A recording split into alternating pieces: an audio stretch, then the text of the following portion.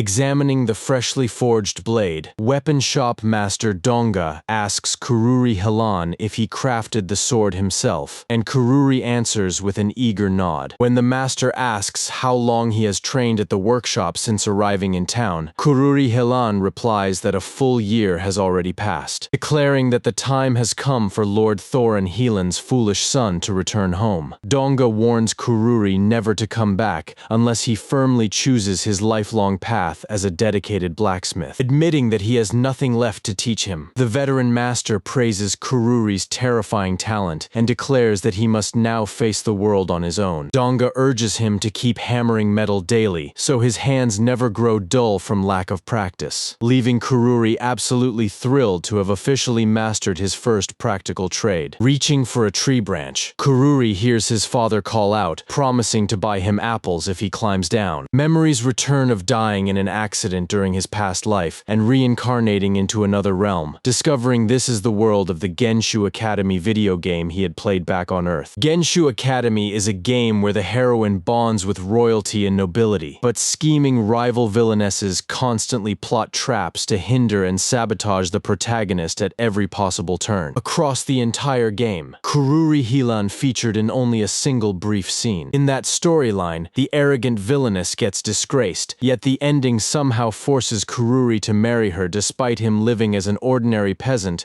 rather than a nobleman. That joke ending tied a humiliated noblewoman to an impoverished farmer, and Kururi resolves to avoid that miserable destiny at all costs. Kururi vows to do everything in his power to dodge that fate. Arriving home, Kururi learns the peasant count dropped this month. Disaster looms the moment he steps inside, yet his carefree parents act as if nothing is wrong, convincing Kururi that it is far too early to give up and accept ruin. Seeking to grasp the crisis and take preventative countermeasures for the future, Kururi turns to the family library custodian for crucial guidance and knowledge. The librarian attributes his sharp maturity to his blacksmith apprenticeship, but promptly suggests dropping the subject to discuss something else instead. When Kururi asks what can be done to halt the ongoing loss of local peasants, the custodian explains that regional tourism serves as the primary source of income for the entire Helan domain. Though renowned for beautiful scenery, visitor numbers keep dwindling because the territory produces no unique specialty goods to attract travelers. A collapse in tourism will drive local peasants to migrate toward more prosperous territories, plunging his entire noble household into complete financial ruin and catastrophic bankruptcy. Handing him the next magical grimoire authored by Chris Helan, the librarian explains that comprehending its advanced formulas will prove Kururi has ascended to a higher tier of spellcasting. He asks if the keeper knew Chris Helan. Facing an unclear crisis, Kururi weighs his next move. Reports indicate that bizarre rumbles have echoed from underground. Thanking the villagers for assembling, Kururi reviews the local correspondence and announces that geological reports point directly to an undiscovered underground hot spring. The villagers commit to digging out the spring. He shouts to his father that the hot spring has overflowed. Kururi assures his father that this natural hot spring will become their premier tourist attraction, bringing in crowds of visitors and securing a vital new stream of revenue. Observing how all the guests crowd around Prince Ark, Kururi realizes this is his golden opportunity to initiate a conversation with the second royal brother, Prince Rasha. Introducing himself, Kururi Hilan hears Prince Rasha ask what he wants. Inviting Prince Rasha to their new hot spring, Kururi asks if he is familiar with the Helan domain, prompting Prince Rasha to recall that the entire territory belongs to Lord Thorin Helan. Prince Rasha asks how he pulled it off, and Kururi promises to show him personally. Puzzled by why royalty traveled so far, Kururi relaxes when Prince Rasha insists they treat each other normally during his tour of the Helan domain, offering to ride horses together. Prince Rasha asks if Kururi is a skilled rider, calling horseback riding the purest embodiment of real travel. Off the path, Kururi realizes they rode too deep into the forest. A beast lunges, and Kururi warns Prince Rasha to duck. Brandishing Sigmund, he fires. Both youths ride home smiling. Kururi understands his task, yet one problem problem remains. He exclaims that the distance is too far and asks if anyone was even invited. Days later, Kururi watches fresh waves of tourists at the Ranch of Falls. Speaking on behalf of all the peasants, Lotso thanks Kururi for his hard work, but Kururi insists he owes them gratitude for helping him learn and prove these territorial countermeasures. The custodian asks what he is working on, and Kururi announces his success, training with magic from the second grimoire. Kururi explains that altering the fundamental essence of water allows him to extract pure, rich honey directly from fresh orchard apples. Praising Kururi for mastering the spell with remarkable skill, the keeper hands him the next volume, prompting Kururi to test the magic-infused apple by tasting it right away. A surge of pure mana courses through Kururi's body. They discover the legendary site where the first king hid his treasure, a barren region known in historical records as the Empty Land. Armed with new power, Kururi casts Water Swamp to teach the foes a lesson. The intruder screams in panic as the ground turns to mud, trapping his feet. Finding the S-rank grimoire, he fears an ambush. Satisfied with exploring the magic apple's potential, Kururi resolves to enchant weaponry next, paying no mind to the trapped thieves frantically begging not to be abandoned. Kururi captures the Black Shadow operatives, double-checking his packed luggage to ensure nothing is forgotten. Kururi realizes the moment has finally arrived to set out for the academy, knowing the upcoming 3 school years will determine his entire future. Kururi resolves to steer clear of the game's central characters and avoid interfering in their romantic drama. Accepting heartfelt parting gifts, Kururi thanks the villagers and embarks on his quest. A girl carrying a huge backpack walks ahead. Kururi considers offering her a carriage lift, knowing dangerous wild beasts make traveling the open highway on foot perilous. Dressed in simple peasant attire, she possesses lovely black hair and a remarkably serene face. He recognizes her, worrying that she might be unwell. Kururi cannot bring himself to ignore the frail traveler, making sure to address her with utmost respect and warmth. Trusting this surprise encounter will work out fine, Kururi calls out a warm greeting. Flashing a warm smile, he asks if she is feeling well or needs any aid. Iris Palala, the heroine of Genshu Academy, rests by the roadside and explains she is merely exhausted, asking him not to worry on her account. When Iris asks how he guessed her destination, Kururi replies that he simply assumed it since this single highway leads straight to the capital, thanking him for his kindness. Iris insists on walking, though Kururi calculates that trekking on foot will take her over half a month. Introducing himself as Kururi Hilan to dispel her wariness, he surprises Iris, who immediately recognizes his family as the masters of the Hilan domain and its world-famous natural hot springs. Offering her a carriage ride to chat about the resort, Kururi smiles as Iris confesses her lifelong dream of visiting the springs. Pleased to build rapport with her so effortlessly, Kururi takes note of the enormous pile of heavy luggage packed right beside her, grateful for a seat inside his carriage. Iris promises to repay his favor someday, but Kururi suggests chatting about the hot springs instead, noting that traveling alone on the road is dull. The Hilan domain springs leave skin radiant and porcelain smooth,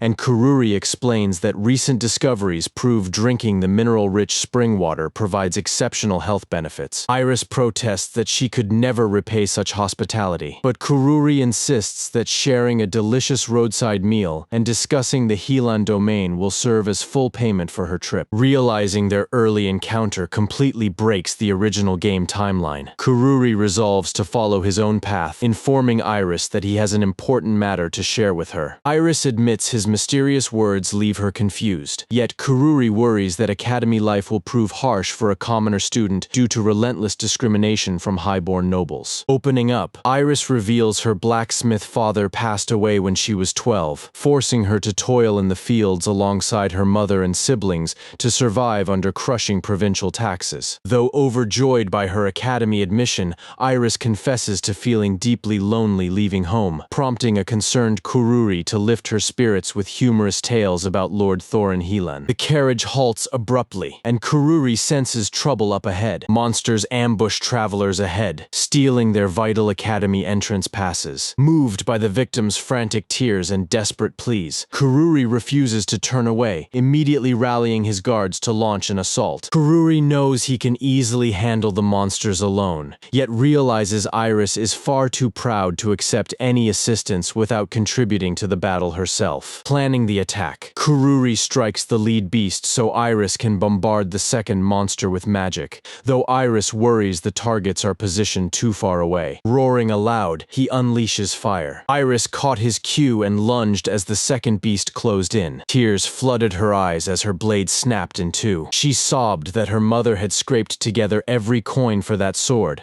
but Kururi promised a full repair, asking if she truly doubted his craftsmanship, promising to forge the blade tougher and sharper than ever. Kururi listened as Iris clung to its original shape, prompting him to guide them safely back to the main road. His own heart still bled from the shock. Handing over the two promised gold coins, Kururi Hilan introduced himself. The grateful merchant welcomed every piece of advice, urging him never to forget the brave young girl's name and face. When Iris asked what to do with the gold coins, he resolved to send them home to his family, refusing to take the coin since she had earned it through her own blood. Kururi listened as Iris firmly insisted she had no other way to repay his help. Thanking him warmly, she chose to send the gold to her family, which Kururi knew was the right choice. Iris swore that one day she would repay his kindness 100-fold without ever forgetting her debt, so Kururi urged her forward to Genshu Academy to enjoy the new adventures awaiting them. Both gazed in awe at the colossal Genshu Academy. Staff directed new arrivals to file their paperwork here, pointing out the separate residence hall for girls. Having cleared the immediate formalities, Kururi faced a mountain of unpacked gear and utter exhaustion,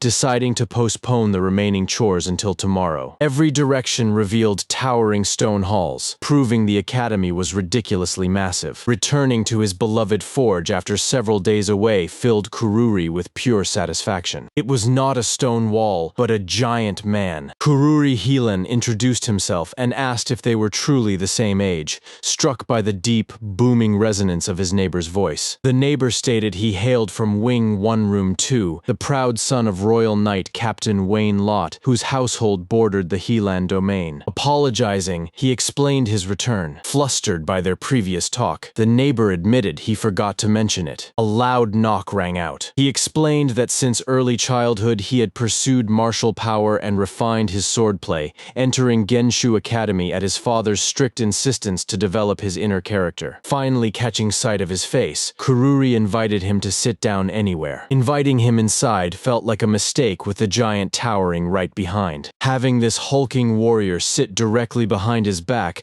felt like the worst setup for a chat. Dread gripped Kururi that a single wrong word might get him hacked to pieces or discarded like trash, completely unable to see the warrior's facial expressions or guess his true thoughts. Explaining he was restoring a friend's broken sword to pristine condition, Kururi added that if anything about his conduct seemed disrespectful, the guest should speak up without hesitation. Wayne barked at him to leave since they had nothing left to discuss, bluntly declaring that he never separated his meals into favorites and unfavorites. Recognizing that Wayne was a decent person at heart, Kururi saw they had nothing in common. Realizing he could not exhaust himself trying to please every new classmate, he said hello, asking if he was awaiting the first light of dawn. Wayne invited him inside. To show his gratitude for yesterday's company, Wayne offered to take him out to a special spot where they could enjoy breakfast together. Spotting Iris, he called out a greeting. Dormitory regulations had initially worried her, but with term yet to begin, Iris simply strolled straight into the boys' quarters. After introducing herself to Wayne Lott, Iris mentioned her desire for a morning outing, prompting the knight to invite Kururi along so their awkward conversation might finally get somewhere. Seeking the academy library to pay a visit, Iris was met with Kururi's quiet disappointment. Presenting the fully repaired sword, Kururi accepted her thanks after she sent the gold home to her family. Regardless of the setting, Kururi found Iris genuinely stunning. A deep blush crossed Iris's face as she admitted no one had ever called her beautiful, but Kururi insisted he had only stated the obvious truth. Chuckling at his own unintentional charm, Wayne decided he sounded like a seasoned flirt and announced it was time for them to head out. Wayne explained that although northern soils could yield crops, locals ate almost no grains or vegetables. Kururi, gazing across the vast grassland, reasoned life here might not be so bleak. Raw meats sustained them, celebrated by Wayne as true human ingenuity. Consuming uncooked meat provided essential nutrients otherwise found only in plants, serving as the northern people's primary dietary secret for surviving their harsh frozen climate. Understanding northern logic, Kururi recalled their reputation for robust health and long lives. Wayne urged him to take a bite, but Kururi begged to go home, finding the raw diet too much to stomach. Gazing across the scenic open pastures, Kururi wished Wayne had not butchered their morning meal right before his startled eyes. When asked if locking eyes with the beast was some cruel joke, Wayne warned that meeting an animal's gaze before slaughter forces a man to picture its face throughout every single mouthful. Recoiling in horror from the butchered meat, Kururi was urged to sample what they called the greatest delicacy. Iris urged him to imagine Prince Rasha offering sweet wild berries, picking out the juiciest one and gently plucking away its green leaf. Refusal was impossible, as she ordered him to envision the bloody guts as a juicy berry. Stunned by the tender flavor, Kururi found the meat so delicious that tears welled in his eyes. Never before had anyone expressed their gratitude in such a bizarre fashion. Kururi reflected that he had never possessed close friends before, yet felt confident they would bond, forever linked by raw sheep intestines. Despite visiting every single room to introduce himself, Wayne failed to connect with a single student across wings 1 through 3. Reassuring his neighbor, Kururi insisted befriending everyone was impossible and told him not to worry. Wayne asked if Kururi was struck by the stark divide between love and hatred among people, confessing that he rarely spent his days contemplating such deep philosophical matters. Kururi focused on tomorrow's placement exam, drawing upon the relentless training and study of his childhood. He resolved to give his absolute best on the tests, knowing top performers would secure placement into Class A barring any strange mishaps. A student shouted, "Excuse me, does Kururi Hilan live in here?" Bearing no grudge against Wayne, Kururi recognized his absolute seriousness. The newcomer claimed that despite not seeing his face, she trusted he was friendly toward Kururi Hilan. But Wayne snapped that he was not Kururi and bluntly ordered the visitor to get out. Calling him a scoundrel, she demanded why he lurked in Kururi's room, suspecting foul intentions. Rushing over to investigate the heated argument, Kururi was told by Wayne to step inside and deal with the outrageously insolent intruder himself. Introducing herself as Crossy Amarel, the visitor called it an immense honor to meet Kururi, declaring he looked exactly as she had pictured. Crossy begged to become his apprentice. The eager youth praised Kururi's renowned mastery over both swordplay and magic, yearning to attain that same power and begging him to teach every closely guarded secret. Wayne told the visitor to leave now that the plea was over, warning that behaving so recklessly would eventually bring serious trouble. Iris warned that the newcomer stood no chance against such a titan. Noting they were the exact same age, Kururi asked why Crossy wanted to become his pupil. Crossy explained running into Iris Palala by chance, who had described Kururi as an extraordinary swordsman worth knowing, adding that growing stronger was an urgent vital necessity. Wayne questioned why a girl sought martial power, sparking instant outrage over his chauvinism. He screamed that he was a boy, not a girl. Kururi clarified he could only pass on the methods and training he had discovered himself, asking if that was enough, and Crossy eagerly declared it was everything he had hoped for. Accepting him as a student, Kururi listened as Crossy vowed to push past every physical limit. Given such a slender physique, Kururi warned that learning swordsmanship would prove difficult even if magic came easily, making physical conditioning the absolute first step toward real strength. Crossy snapped that he took no orders from Wayne, declaring Kururi Hilan his only master. Wayne mocked the intense glare by asking if Crossy had fallen in love, but Kururi stepped in to insist physical training had to come first, explaining that building strength required maintaining joint flexibility alongside muscle mass. Kururi promised that rigorous conditioning would naturally produce true combat power. Proper posture was paramount, so Kururi assigned strict flexibility exercises for the first week, scheduling daily running after 7 days to build stamina. Insisting his instructions were absolute, he ordered him to spread his legs wider. He yelled not to touch his thighs, but the reply was that real men do not whine. Michelle Wu welcomed every applicant to the entrance exam, announcing today's physical test was a 10-kilometer run. Michelle Wu called it an easy task, but Wayne Lott warned his partner that without hands-on stretching, he could never properly assist him. Eliza DeVille. Planning a polite greeting, Kururi Hilan recalled from the game that Eliza DeVille had taken first place in the marathon, belonged to Class A, and always kept her 4 knights beside her. A girl shouted from the roadside, calling herself a devoted fan. Stunned into breathless awe before Eliza DeVille, the follower was told to simply sit down, in face and figure alike. Kururi Hilan recognized that she was an exceptionally charming noble. Eliza DeVille thanked him for the compliment, excused herself to prepare for the run, and both agreed to give the race their best effort. Recognizing her as Iris Palala's future tormentor, Kururi Hilan knew his Supreme Academy mission was to prevent her bullying without crushing the proud noble girl's personal dignity. Resolving to control the pace at all costs,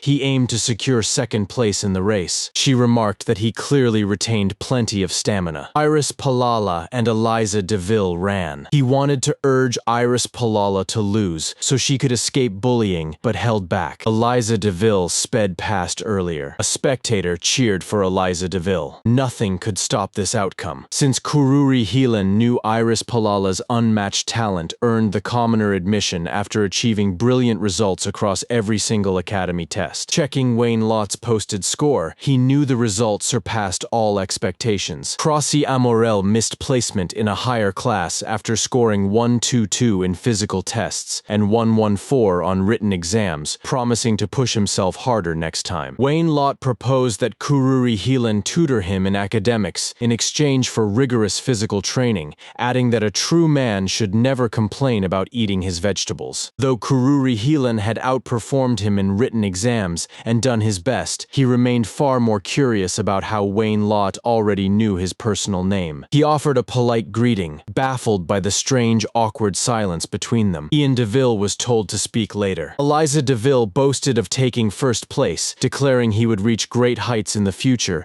and could properly express his gratitude then. She asked Eliza DeVille why she looked sour. Eliza DeVille confessed ignorance of vitamin C's scientific name and dashed away. That vitamin C was ascorbic acid caught Kururi Hilan off guard, as he barely knew it. Inspecting his forged blade, he called it a true masterpiece. Expecting only minor woodland beasts, he spotted a menacing rotting demon. Choosing to test his blade despite the hazard of venomous foes, Kururi Hilan unleashed his materialization magic directly at the beast. Vegetable monsters sprouted up. Bidding them farewell, he rode off quickly to avoid any contact with deadly poison. Announcing their departure, Kururi Hilan parted ways. Surprised to encounter Iris Palala, he learned she was out gathering wild vegetables. Iris Palala cherished their pleasant meeting, praising his gentle courtesy and wishing they might live near each other someday. Promising caution after their encounter, she remarked that he carried an air of loneliness. Offering gentle advice, Kururi Hilan felt words would ease her feelings, but she countered that this battle required far more than talk. She urged him forward. The director cut the long speeches short, inviting everyone to enjoy the senior students' stage performance. Assigned to Class A alongside Wayne Lott, Kururi Hilan deeply regretted that Crossy Amorel was placed in Class C instead of joining them. Prince Ark, Rain, Eliza DeVille, and Iris Palala gathered, unlike the fan. A girl ordered everyone to take their seats. Michelle Wu introduced herself and outlined the curriculum. Though Kururi Hilan felt the student booklet explained academy rules far more clearly than her long, drawn-out speech. A classmate offered an introduction to a collector of magic swords. Amari announced she would teach herbalism through extensive practice, but Kururi Hilan prioritized finding ways to generate income over sitting through purely theoretical lessons. She explained that herbs were inexpensive, stating her mission was to expand plant varieties so that common folk could cultivate them easily. Introducing herself as Toto Gap, she admitted having a keen interest in him. Toto Gap explained her unusual gear prevented people from avoiding her, pleased by his interest in herbs and eager to show him her personal research. Asking whether this was a normal herbalism classroom, Kururi Hilan learned that Toto Gap bred every single specimen here in her personal territory. He admired the vibrant blooms, and she confirmed testing had proven their potent effects. Toto Gap pointed out grass potent enough to violently churn a stomach, alongside a rare strain capable of making anyone feel transported straight to heaven. She asked him to help her sell all of these cultivated herbs. Kururi Hilan explained that as the fourth son of a minor noble domain, building his own financial fortune was essential for surviving the future. Describing how his domain was famous for natural hot springs, Kururi Hilan suggested generating large profits by developing soothing herbs free from adverse side effects. They set a strict goal to finalize the beauty plant before summer break in 3 months, scheduling Kururi Hilan to visit her greenhouse multiple times a week. He realized she was quietly weeping, asking if he could sit down. He was sharply told to keep away, offering to pass along a message if trouble had arisen. Kururi Hilan was sharply told by the distraught girl that it was none of his business. Cast out of Eliza DeVille's circle, poor test scores had relegated her to Class E. The girl screamed that she deserved no such kindness. Offering his friendship, he reminded her that companionship beat crying all alone. She warned that working with a distracted mind risked serious injury. Noting that recent visitors lacked basic modesty, Kururi Hilan welcomed his newest guest inside and politely asked how things were progressing. Eliza DeVille greeted him, demanding to know if Marim was hiding inside. Eliza DeVille questioned Kururi Hilan, prompting him to ask what business brought her here when he held no personal stake. Eliza DeVille explained that Marim was her faithful follower, admitting concern over her abrupt disappearance despite their different classes, then demanded that Marim confirm the truth. Leaping up, Kururi Hilan pressed Eliza DeVille on what she planned to do next,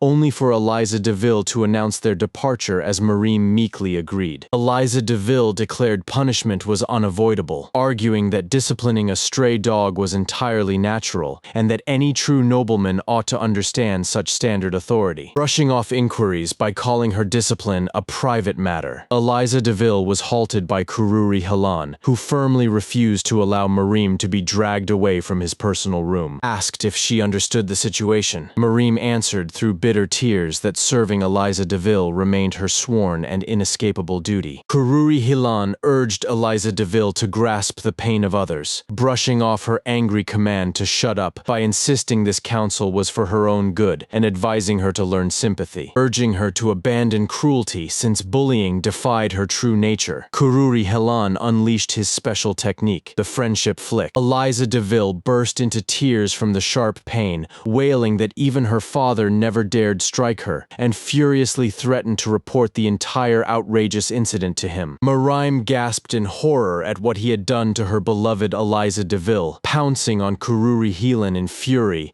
and shouting that she never wanted his meddling help. Classmates whispered in shock that even Prince Ark never spoke so harshly to her, arguing over her temper until the instructor furiously ordered the entire row to remain silent during class. Recalling Rael's quiet farm roots, she noted he lost his parents young, met Prince Ark by chance under his grandfather's care, and entered the capital as the royal heir's loyal companion. Noticing the lecture had concluded and practical work began, one student flashed a knowing smirk, but his partner begged to be spared any further exhausting talk regarding Eliza DeVille. Though Rael preferred working alone to concentrate, nervous tension over his first anatomy dissection led him to propose teaming up, and Kururi Hilan agreed after admitting his own unease. Making the initial stomach incision, Kururi Hilan found it unexpectedly difficult to cut through. Holding up the heart, Kururi Hilan showed his work to Rain, who marveled that gruesome flaying tales never disgusted him at all, fully expecting him to provoke Eliza DeVille's fierce wrath. Rain asked if he had medical skills or aimed to be a doctor, noting he reeked of wealth, but Kururi Hilan told him to back off, finding this odd student fascinating like Eliza DeVille. Confirming his ambition to become a physician, Rain proposed that they form a study partnership, despite having different motives, eager for more opportunities to talk with Kururi Hilan, shocked that Rain called the crown prince selfish. Kururi Hilan listened as Rain explained Prince Ark shunned friendship entirely, inviting Kururi Hilan to spend time together beyond their class. Stunned by such reckless talk about the narcissistic royal,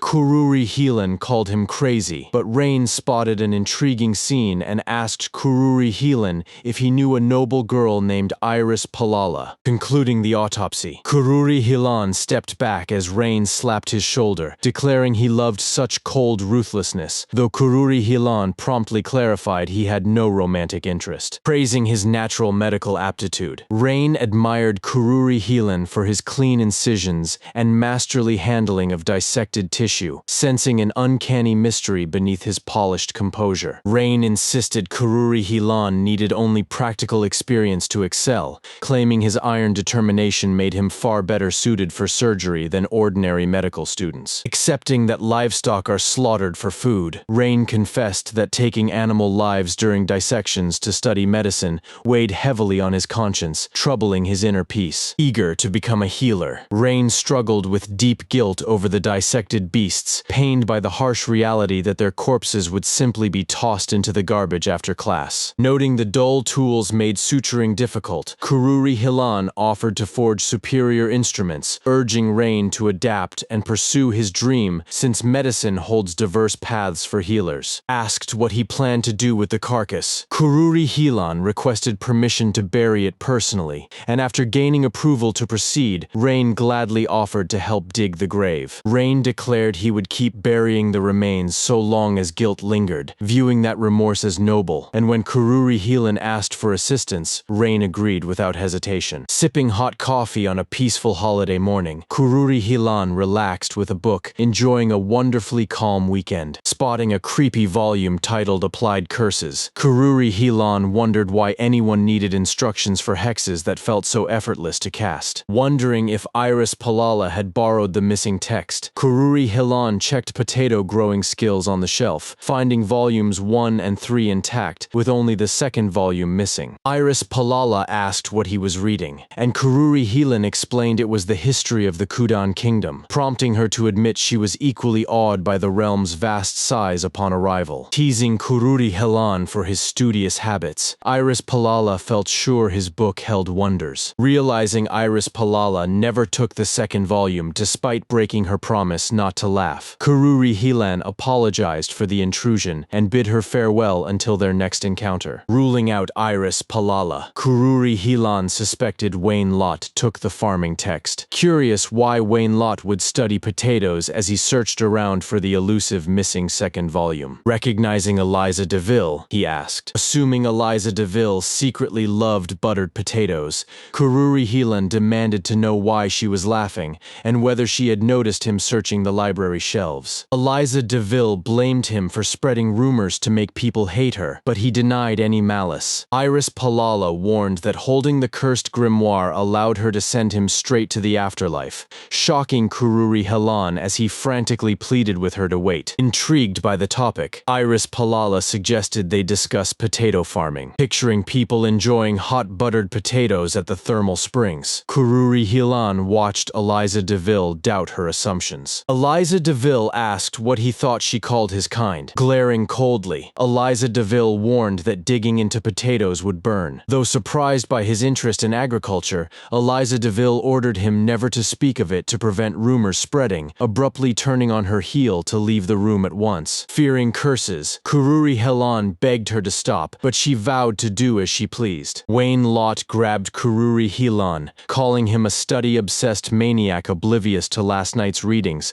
prompting Kururi Helan to ask what Wayne Lott had done, asking the feline her name and gender. Kururi Helan was scolded by the cat, who retorted that strays have no names, and snapped that he was rude to question a lady. Curious whether Neko-sensei taught real magic, Kururi Helan and Wayne Lott introduced themselves to the attendant, who noted both Kururi Helan and Wayne Lott down for future remembrance. Neko-sensei promised to welcome them into her elite research club if they demonstrated talent, and the attendant suggested preliminary study sessions before official classes began. Though the spell lacked beauty, Neko-sensei passed it as beginner magic, directing them to test their mana output and alter its properties. Neko-sensei deemed Kururi Helan an ideal match, confident he would fit right into her circle of eccentric apprentices. Neko-sensei commended one girl's talent and praised another's latent power, leaving Kururi Helan thoroughly impressed by both students and the feline instructor's strict dedication. Scolding Wayne Lott for pacing and touching equipment, Neko-sensei demanded total focus, making Kururi Helan feel the atmosphere was overly intense and dread what he had gotten into. Instructing them to wait because Prince Ark was still searching for the room, Neko-sensei grumbled that they had invited the first prince, someone she never wanted to see. Neko-sensei promised to teach the method today, revealing her secret transformation craft. Neko-sensei explained she only teaches it to a select few admired students each year, though almost none of them ever succeed. Inquiring whether transformation explained her feline guise, Kururi Hilan learned it was her natural form before Neko-sensei ordered both boys to envelop their bodies in mana and sense its flow. Urged by Neko-sensei to unleash greater mana reserves despite his youth, Wayne Lot steeled his resolve, convinced that if Kururi Hilan could succeed, he could match him easily. Satisfied with their mana, Neko-sensei told them to transform a hand, explaining that mana reshapes physical essence. Neko-sensei instructed both apprentices that once activated, they must maintain their magical flow to reshape forms at will. Wayne Lot teased Kururi Hilan about his youth and joked that mana shrouds differed from mercenary,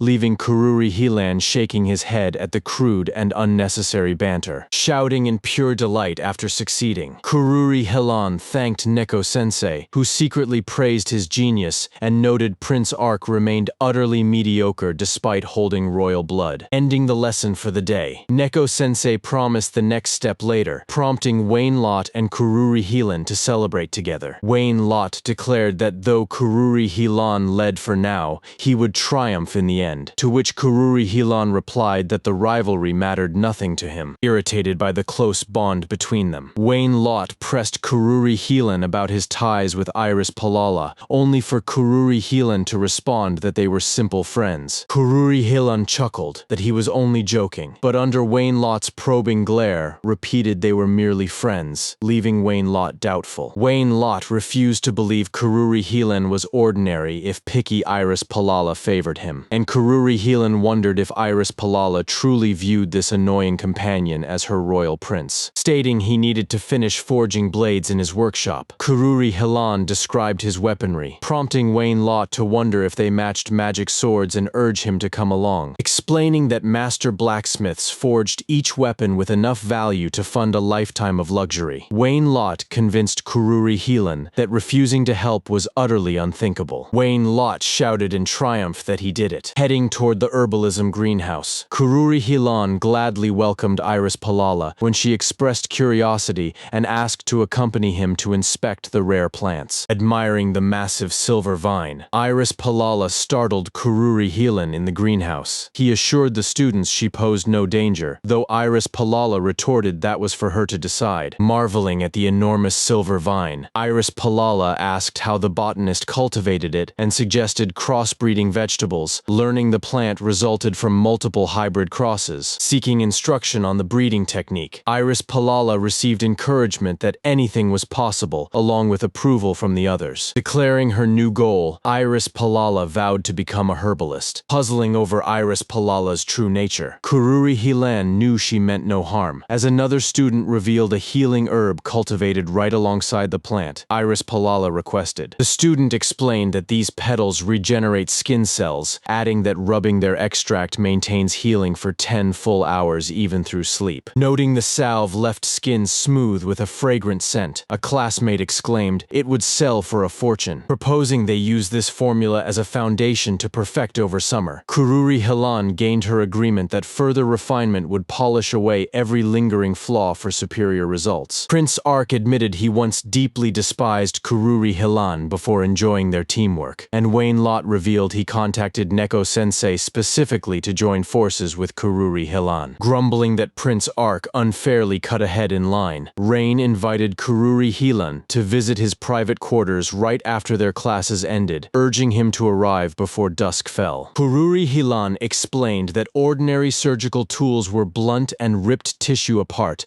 unlike a properly honed edge designed to slice cleanly. Rain gasped in admiration at Kururi Hilan's forge mastery, praising his intense focus outside the classroom and declaring he possessed the soul of a true artisan. Thanking him warmly, Kururi Hilan explained that quiet focus came easily without distractions, though an astonished Rain admitted he could never match such discipline. Rain declared that such supreme craftsmanship astonished him, having never encountered such keen sharpness, praising the forged blade as a jewel with a cutting edge far beyond common tools. Praising Kururi Hilan as extraordinary, Rain Rain listened as Kururi Hilan credited his surgical skill entirely to relentless hard work. Confessing he once had nothing, Rain rejoiced that meeting Kururi Hilan brought miraculous progress, bringing his dream of becoming a physician closer and making every single day pure joy. Rain requested one of the blades after all their labor, promising to formally ask whenever Kururi Hilan was ready. A girl greeted him, asked who she was. The girl called Kururi Hilan by name and ordered him not to stand like an iron pillar but to walk. Questioned whether he recognized her, Kururi Hilan apologized sincerely, confessing he retained no memory of meeting her. Astonished that he genuinely forgot her, she embraced Kururi Hilan and demanded a fitting punishment, prompting a startled Kururi Hilan to plead with her not to terrify him. Seeing him pale as a ghost, Wainlot asked what had rattled Kururi Hilan, urging him to shake off his shock so they could resume their magical investigation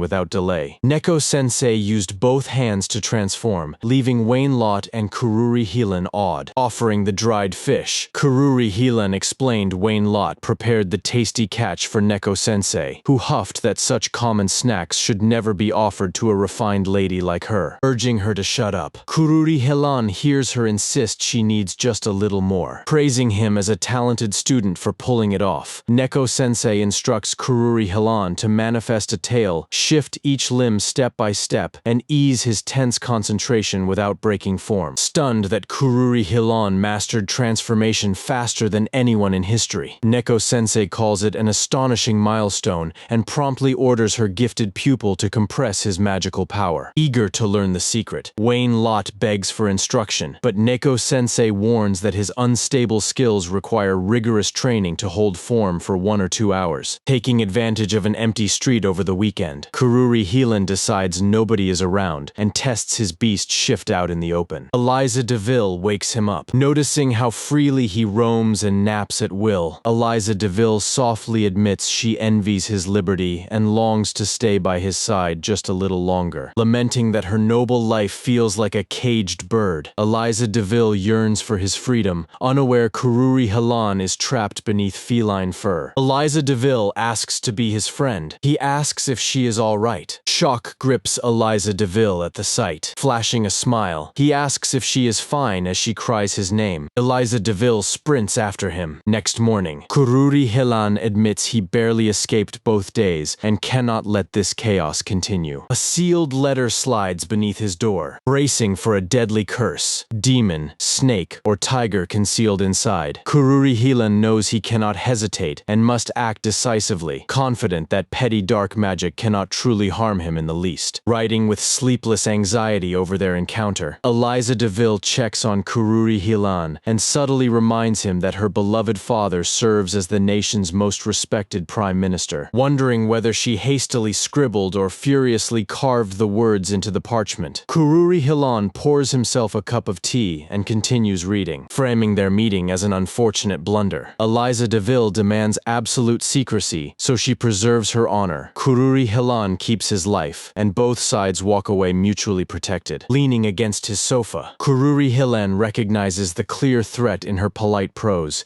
knowing any loose words will bring about his total destruction. Penning a polite reply, Kururi Hilan assures her of his good health, hopes her illness has passed, acknowledges her prime minister father's supreme political role, and urges her not to worry. After dispatching his reply, Kururi Hilan settles onto the couch to accept her terms as a temporary truce, only for an unexpected popping noise to break the room's quiet atmosphere. Arriving from Eliza DeVille, this fresh note smells far from peaceful to Kururi Hilan. Eliza DeVille writes that his letter proves his provincial noble blood, coldly hoping his memory remains as humble as his origins, so their embarrassing encounter stays forgotten. Finding her terms reasonable, but her tone abrasive, Kururi Hilan notes Eliza DeVille is taking morning tea until noon awaiting his reply, confident he has no intention of spreading her secret. To earn her trust, Kururi Hilan needs undeniable proof. Though Eliza DeVille dismisses his sincere praise of her grace and sweetness as empty flattery, asking his pardon, Kururi Hilan's modest compliment still delivers a stunning emotional impact. Moved by her letter, Kururi Hilan writes back to share an embarrassing secret, confessing he had been an overweight child years ago and urging Eliza DeVille to guard the sensitive truth truth closely, conjuring an enchanted bloom to attach to the parchment. Kururi Hilan affirms Eliza DeVille is the sweetest, most graceful noble he knows, expressing genuine feelings in hopes of winning her favor. Delighted by the gift, Eliza DeVille sends a swift reply praising the gorgeous bloom as a unique reflection of herself, eagerly asking Kururi Hilan to reveal its true name if it possesses one, with his secret safe and her hostility melting into cheerful warmth, as if yesterday never occurred. A relieved Kururi Hilan prepares to pen another swift response to Eliza DeVille. Explaining that the imagined blossom is named Envy, Kururi Hilan shares that in the language of flowers it signifies a moment of modest happiness. Thrilled that Eliza DeVille cherishes the gift. Seated in a chair, Eliza DeVille receives his letter. Putting the past behind them, Eliza DeVille writes that she cannot wait to see Kururi Hilan in class. Applying the herbal face pack, Kururi Hilan asks Todo Gap about its effects, yet Todo Gap has no clue why their skin burns with stifling heat despite conducting the trial in a cool cellar. A cool breeze drifts past as 3 hours pass by. Peeling off the sweltering mask, Kururi Hilan turns in shock when Todo Gap calls his name. Todo Gap notes his glow and sees his own skin shine too. Blessed with skin soft as an infant, Iris Palala marvels at her talent, prompting Kururi Hilan to suggest infusing a cooling essence into the mask to fix its sweltering heat and make it refreshing, proposing they sell this batch before marketing a chilled edition at premium prices. Kururi Hilan tempts Iris Palala,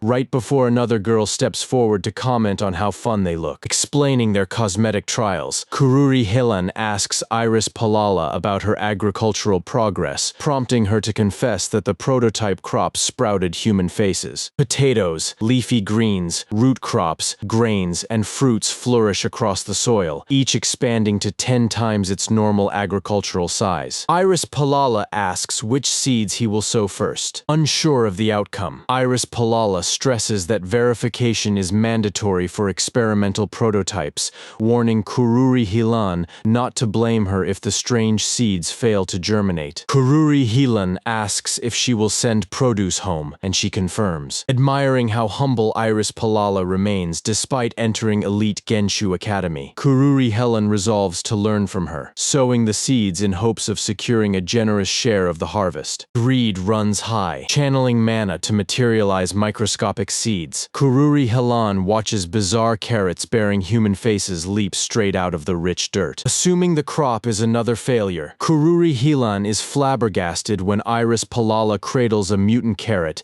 and gushes over how cute it is. Another carrot drops, and Iris Palala cradles it with care before 2 more tumble down. Realizing the carrots want Iris Palala's attention, Kururi Hilan angrily snaps at them. Iris Palala offers weed killer to Kururi Hilan, but he declines. Entering the greenhouse days later, Kururi Hilan searches for Todo Gap, growing alarmed when his punctual partner is nowhere to be found, and immediately heads outside to check the farmlands. Spotting gnawed carrots, Kururi Hilan cannot fathom what happened. The plot lies torn up, begging who wrecked it. Unable to grasp who committed this sabotage or why Iris Palala was targeted, Kururi Hilan vows never to forgive the culprit, hoping they can restore the crops quickly to minimize the disruption. Remembering the test samples, Kururi Hilan races over, arriving far too late. Standing tall in the ruin, a lone crop baffles Kururi Hilan as school break begins. Deducing that Iris Palala was not the true target, Kururi Hilan wonders where Todo Gap vanished, only for Iris Palala to arrive demanding answers to questions he has yet to figure out for himself. Devastated by the loss, Iris Palala hates seeing Kururi Hilan look so heartbroken. Swearing no forgiveness, Iris Palala spots Todo Gap emerging from behind a tree. Apologizing deeply, Todo Gap admits the prototype was stolen, but promises their spare seeds will succeed, prompting Kururi Hilan to demand answers after noticing his bruised and battered face. Brushing off his injuries, Todo Gap insists they clean up the garden before school break starts. Answering Iris Palala's call, Kururi Hilan sends her to clean up outside before setting to work scrubbing the greenhouse interior. Kururi Hilan wants the real truth, though Todo Gap apologizes again and begs to finish before break to avoid trouble. Kururi Hilan presses for the raw truth, demanding to know why his battered friend refuses to speak his mind. mind, offering repeated apologies. Todo Gap promises to replant alone once they depart, yet Kururi Hilan remains certain an ominous threat prevents his terrified partner from confiding the dark truth. Todo Gap offers to sow every seed alone today,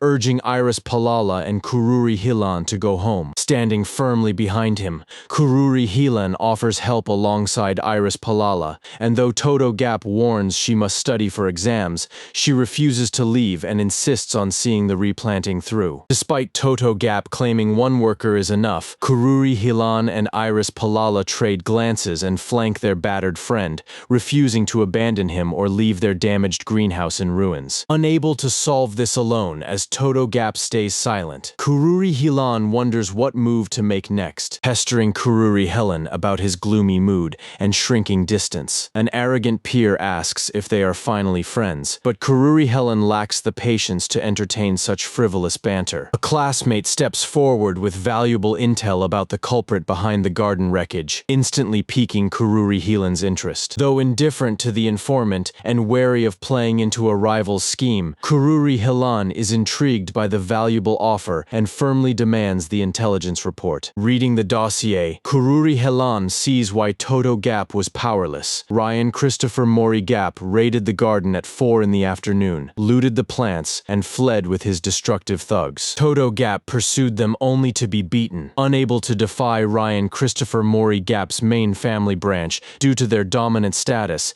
and the grave danger of retaliation against his household. Demanding immediate payment despite earlier favors for Eliza DeVille and Kururi Helen, the informant hands over the dossier, and Kururi Helen pays without dispute for such invaluable intelligence. Barred from open war yet refusing to forgive, Kururi Helen weighs his next move. Searching for Ryan Christopher Mori Gap, Kururi Helen questions a passerby. Locating him at last, Kururi Helen resists the urge to smash his smug face in. To protect Todo, Kururi must conceal his identity before those bullies slip away, shadowing their footsteps. Kururi wonders why they gathered in such a remote spot until he spots their strange prototype. Listening from the shadows, Kururi hears the bullies mock Todo for foolishly clinging to his ruined flower, learning the full extent of their cruel sabotage for the first time. Hearing Mori mock Todo with threats of jail and plot another attack with his eager thugs, an enraged Kururi snaps,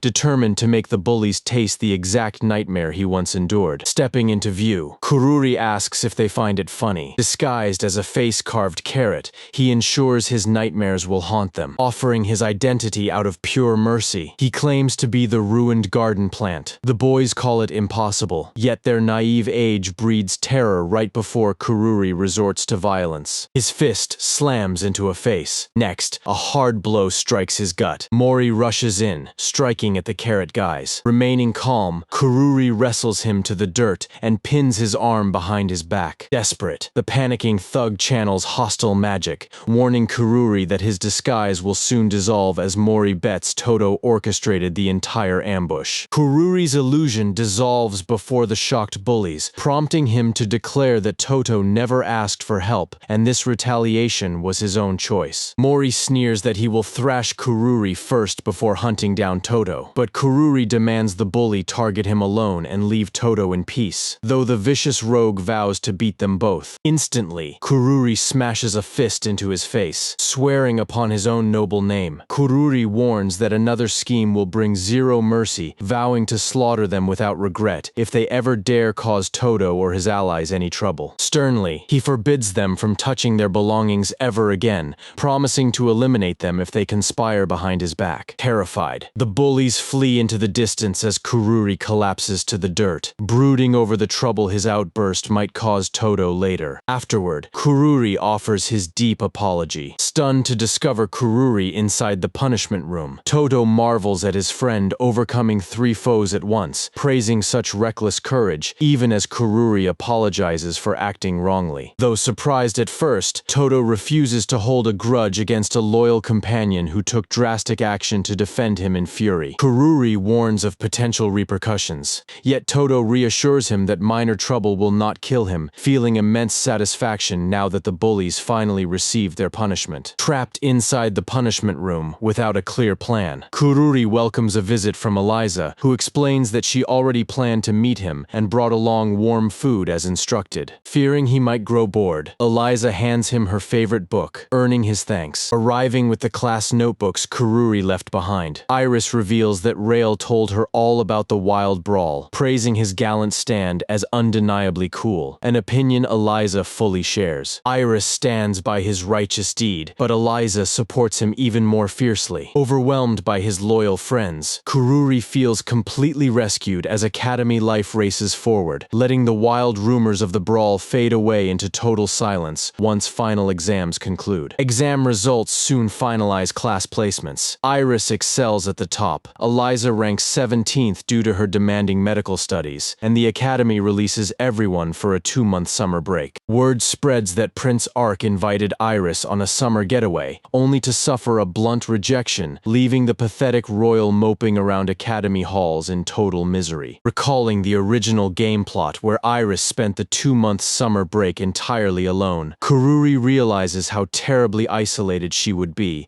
and resolves to invite her to his estate. Iris invites Kururi to inspect her thriving, promising plants. When Kururi inquires about her upcoming vacation, Iris confirms she will stay behind to tend crops alone, proving his suspicions and prompting him to invite her to the Grand Heelan domain. Acknowledging the domain's splendor, Iris insists on visiting solely through money she earned herself, prompting Kururi to suggest that she take a paid part-time position on his estate. Thrilled by the chance to earn honest wages and send funds back to her family, Iris accepts the offer with a respectful bow, promising to work diligently without causing any inconvenience. Iris entrusts herself to his care for the upcoming 2 months, and after assuring her that everything will run smoothly, Kururi sets off across campus to recruit the rest of their circle. A brief chat secures Wayne and his formidable combat prowess, whereas Crossy declines due to a busy summer schedule, leaving Kururi to reflect on how little combat utility he offered anyway. Kururi, Iris, and Wayne set off together for the Heelan domain. Crossy arrives to bid farewell before returning to his hometown for break, thanking Kururi for his valuable lessons and urging both him and Wayne to take good care of themselves on the road. Though Kururi regrets that Crossy could not join and spare Wayne from solitude, Iris calls out to the group, pointing toward the sprawling city skyline rising just ahead in the distance. Looking out the window, Kururi notes that they have almost arrived. Half a day after departing the academy, excitement rises as Kururi mentions a renowned local seafood restaurant, prompting Wayne to remark on how such places always evoke fond memories. Iris feels overwhelmed by too many extravagant memories, but Wayne urges her to relax, stating that the best way to express gratitude to Kururi is simply joining him wherever he wishes to go. Kururi agrees with Wayne since he values their guidance and wants to treat them, easing Iris's humble apologies by reminding her that true friends never need to stand on stiff formalities. They pull into the city, feasting on rich, delicious boiled fish. They satisfy their hunger before Wayne inquires about resuming their carriage journey. Kururi recommends spending the night at a local hotel since the horses are exhausted, prompting Iris to propose a leisurely evening walk through the streets before turning in for sleep. Wayne gladly accepts the invitation, allowing the companions to slip out unnoticed as the busy innkeeper tallies his financial ledger. When street hostesses offer massages to the handsome travelers, Kururi and Wayne gladly welcome the chance to soothe their tired muscles, but a scandalized Iris fiercely objects to the idea. Iris forbids them from entering, leaving Wayne utterly baffled by her fury as Kururi suspects her irritation stems from the provocative hostesses. A loud promoter hails the men, boasting of an establishment packed with beauties, yet he never gets the chance to finish his sentence. Iris knocks the tout cold with a single strike, leaving Kururi utterly bewildered as he desperately urges her to calm down, only for her to demand that they forget this repulsive city altogether. Assuming the boys preferred the flirtatious hostesses, Iris hears Kururi insist that her company is far better, accepting her apology for the ruined stroll before urging her to look behind. A breathtaking panoramic overlook reveals the sparkling city below, completely softening Iris's harsh impression with its radiant beauty before Kururi and Wayne suggest returning to the hotel. After securing 3 separate rooms from the innkeeper, they head down to the quiet bathhouse, splitting off at the partitioned bathing area to wash away the road's exhaustion in peace. Iris warns Kururi not to peek, though his mind is already plotting. Refusing to be a fool, Kururi cannot bring himself to waste such a rare chance. Determined to scale the 2-meter wall, he stacks crates that quickly collapse. Failing to reach the top, his foot slips and sends him crashing painfully down. Finding the infiltration far harder than expected and running out of ideas, Kururi wonders if this towering partition was intentionally engineered to thwart peepers. The towering wall leaves him completely defeated. Wayne asks if the bath steam made him dizzy, but Kururi quickly brushes off the awkward stumble and insists everything is perfectly fine. Kururi finds the water deeply soothing, unaware that Iris is enjoying the exact same relief. Riding through town the next morning, their carriage halts. A baker invites them to try his bread. They enter the bakery. Rich aromas fill the air as the baker proudly boasts of his renowned pastries. A cheerful young girl named Alice emerges to greet them, enthusiastically praising her father's baking and urging the travelers to sample his delicious specialty. Kururi asks if the specialty known as Kalib is just ordinary bread, prompting the baker to explain that its remarkably long shape earned it that unique title. Agreeing to buy 4 loaves, Kururi requests table seating and follows the grateful baker inside, harboring a strange feeling that young Alice is actively trying to flatter and charm him. Iris remarks on its bread-like look, prompting Kururi to explain how its length defines it. Wishing them a good meal, Iris joins in tasting the bread. The crust proves crisp. Everyone agrees the flavor is exquisite. Rich golden honey oozes from the core, delivering a magnificent sweetness so delightful that Kururi struggles to find words for it. Wayne and Iris confirm Kururi's praise of the rich honey infusion, right before the grateful baker serves them fresh cups of black tea. Kururi welcomes the refreshing dash of lemon in the tea as a timely relief, though he secretly wonders how long his palate can withstand the rich honey's heavy sweetness. Alice urges them to have faith in the bread, fearing that another mouthful of dense honey might sour his stomach. Kururi refuses to appear rude before young Alice and steals his resolve to take yet another hearty bite of the loaf. Savory saltiness emerges next. The initial crisp sweetness and rich honey give way to fragrant black tea before a final wave of delicate salty notes completes this brilliant flavor profile. Marveling at the flawless bread, Iris spots an item fall out. A simple slip marks their finished bread, filling Iris with warmth from stomach to heart. Kururi marvels at the deep love baked into every bite, burning with curiosity to read his own fortune next. Wayne's slip promises a full belly and contented soul, but Kururi's note brands him a total bread fanatic. Alice beams, announcing he held the winning ticket, leaving Kururi eager to claim his prize. Savoring the rich flavor, Kururi asks to buy 4 more loaves for the road. Regret fills the baker's voice as he explains that soaring popularity forced strict customer limits. With every fresh batch already claimed, he cannot sell the travelers a single additional loaf. Kururi offers heartfelt thanks before turning to leave, but Alice pleads with her father. Turning away such delighted guests feels cruel, she argues, though the baker insists his hands are tied. Witnessing Kururi's pure joy over the winning ticket fills Alice with bakery pride.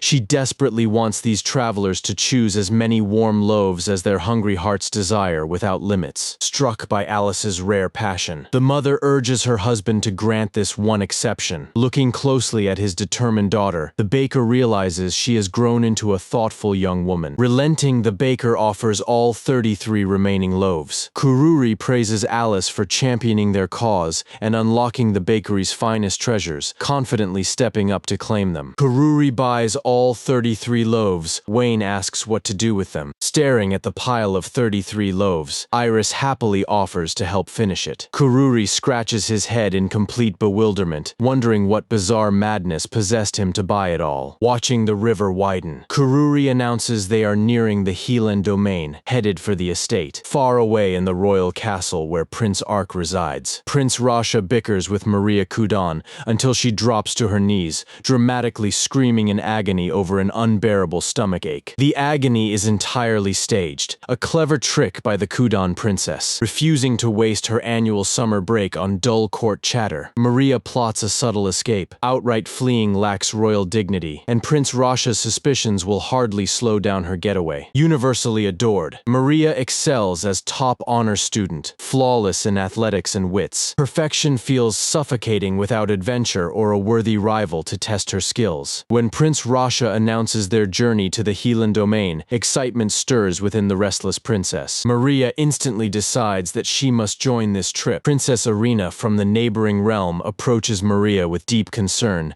asking after her condition. Suspecting an upset stomach, Irina worries her blunt assessment might sound insensitive. Maria starts to dismiss the worry before unleashing another loud shriek of agony. Princess Irina immediately calls for a royal physician, though Maria insists she do nothing until help arrives, refusing to stand idle. Princess Irina inspects the swollen belly, urging Maria to swallow her pride and release trapped gas. Maria panics at the thought of wild rumors tarnishing her royal name. Prince Rasha waves off the panic, claiming his sister always acts dramatic. Princess Irina scolds his cold reaction, insisting a caring brother should show genuine concern for his ailing sibling. Tension sparks between them, and Maria silently apologizes to her brother. Enduring the act a little longer keeps suspicion at bay until the maid arrives with a physician. Maria breathes a quiet sigh of relief, hoping Princess Irina will finally leave her in peace. Unable to identify the mystery ailment, the doctor orders strict bed rest for the resting princess until she fully recovers. With everyone convinced she is bedridden, Maria plans to slip away with Prince Rasha to the Helan domain. Claiming her pain has eased, she requests absolute privacy so their secret escape can begin. Princess Irina halts her departure, still burdened by concern and insisting on personally escorting Maria straight to her private quarters. Maria attempts to decline the offer, yet Princess Irina firmly insists. A weakened royal cannot walk unassisted, Irina argues, making constant supervision an absolute necessity for royal health. Tucked into bed, Maria finds her guest wonderfully kind, yet exasperatingly clingy. Princess Irina smirks, confessing she pulled this exact stunt many times herself, leaving Maria utterly baffled. Irina saw through the fake stomach ache immediately. As Maria scrambles for an excuse, her guest warmly reassures her, promising to keep the secret without applying any pressure. Childhood boredom often led Irina to fake illness just to escape tedious events. Exposing the truth publicly would cause chaos, so she resolves to join the thrilling escape instead of blowing cover. Maria smiles, inviting her new friend to escape. Irina asks where they will go. Maria pitches the Helan domain, famed for bubbling hot springs and a fresh summer resort. Princess Irina eagerly accepts the invitation, immediately asking how they plan to break out of the castle, pointing to the window as their escape route. Maria experiences an unfamiliar rush of pure excitement. Thrilled beyond measure, Maria realizes this marks the first time in her sheltered royal life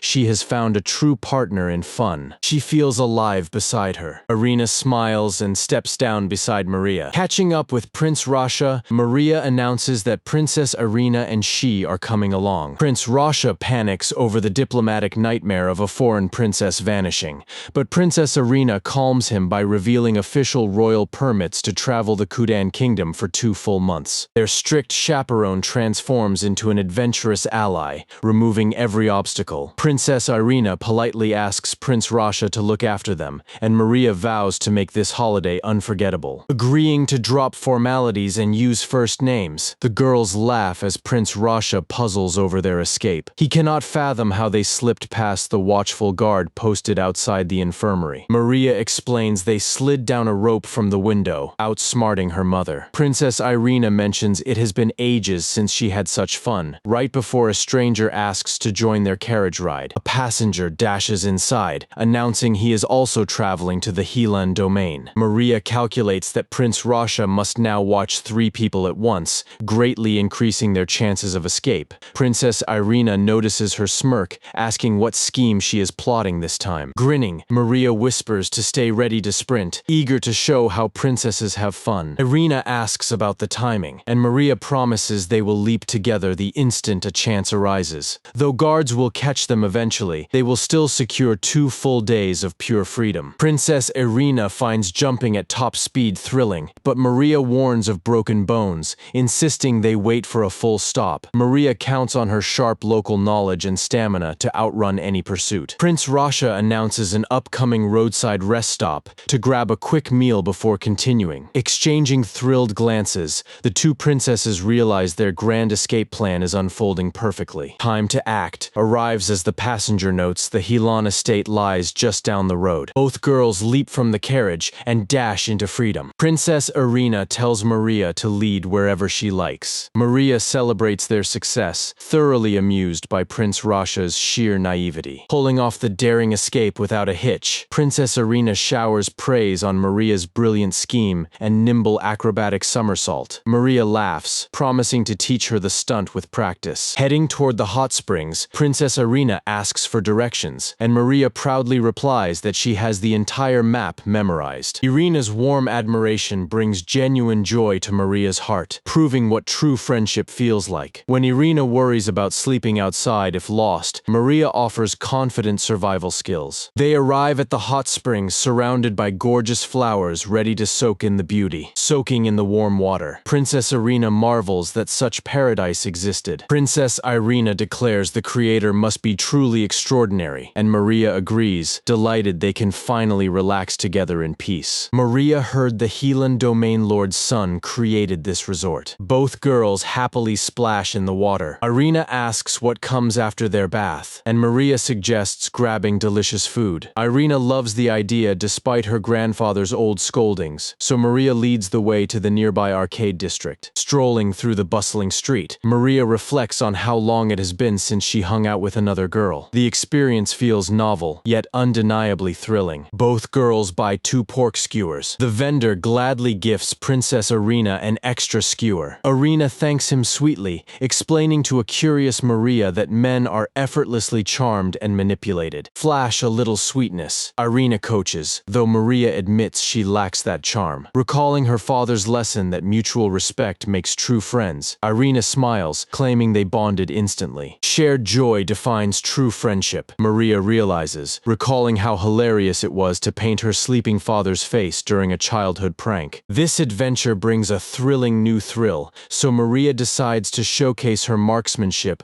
by marching straight to the carnival shooting gallery. Maria opens fire. The prize refuses to budge, prompting Maria to accuse the vendor of rigged fraud. As the flustered clerk begs her to calm down, Princess Irina steps forward to take a turn. Irina grips the rifle like an utter novice, making Maria wonder where such confidence comes from, right as Irina pulls the trigger. The stray pellet strikes the shopkeeper directly. Blushing sweetly, Princess Irina giggles and tells the clerk that gazing at his handsome face caused her aim to slip. Thoroughly flustered, the clerk gifts Irina a lovely hair clip. Maria marvels at her friend's charming wit, though Irina casually shrugs that distracting men is far simpler than anyone realizes. Sporting matching hair clips, both girls cherish the moment. They head off to browse shops, delighted to make lasting memories. Their spree halts at a festival goldfish booth where royal guards finally intercept them. Maria laughs at the irony that in trying to scoop fish,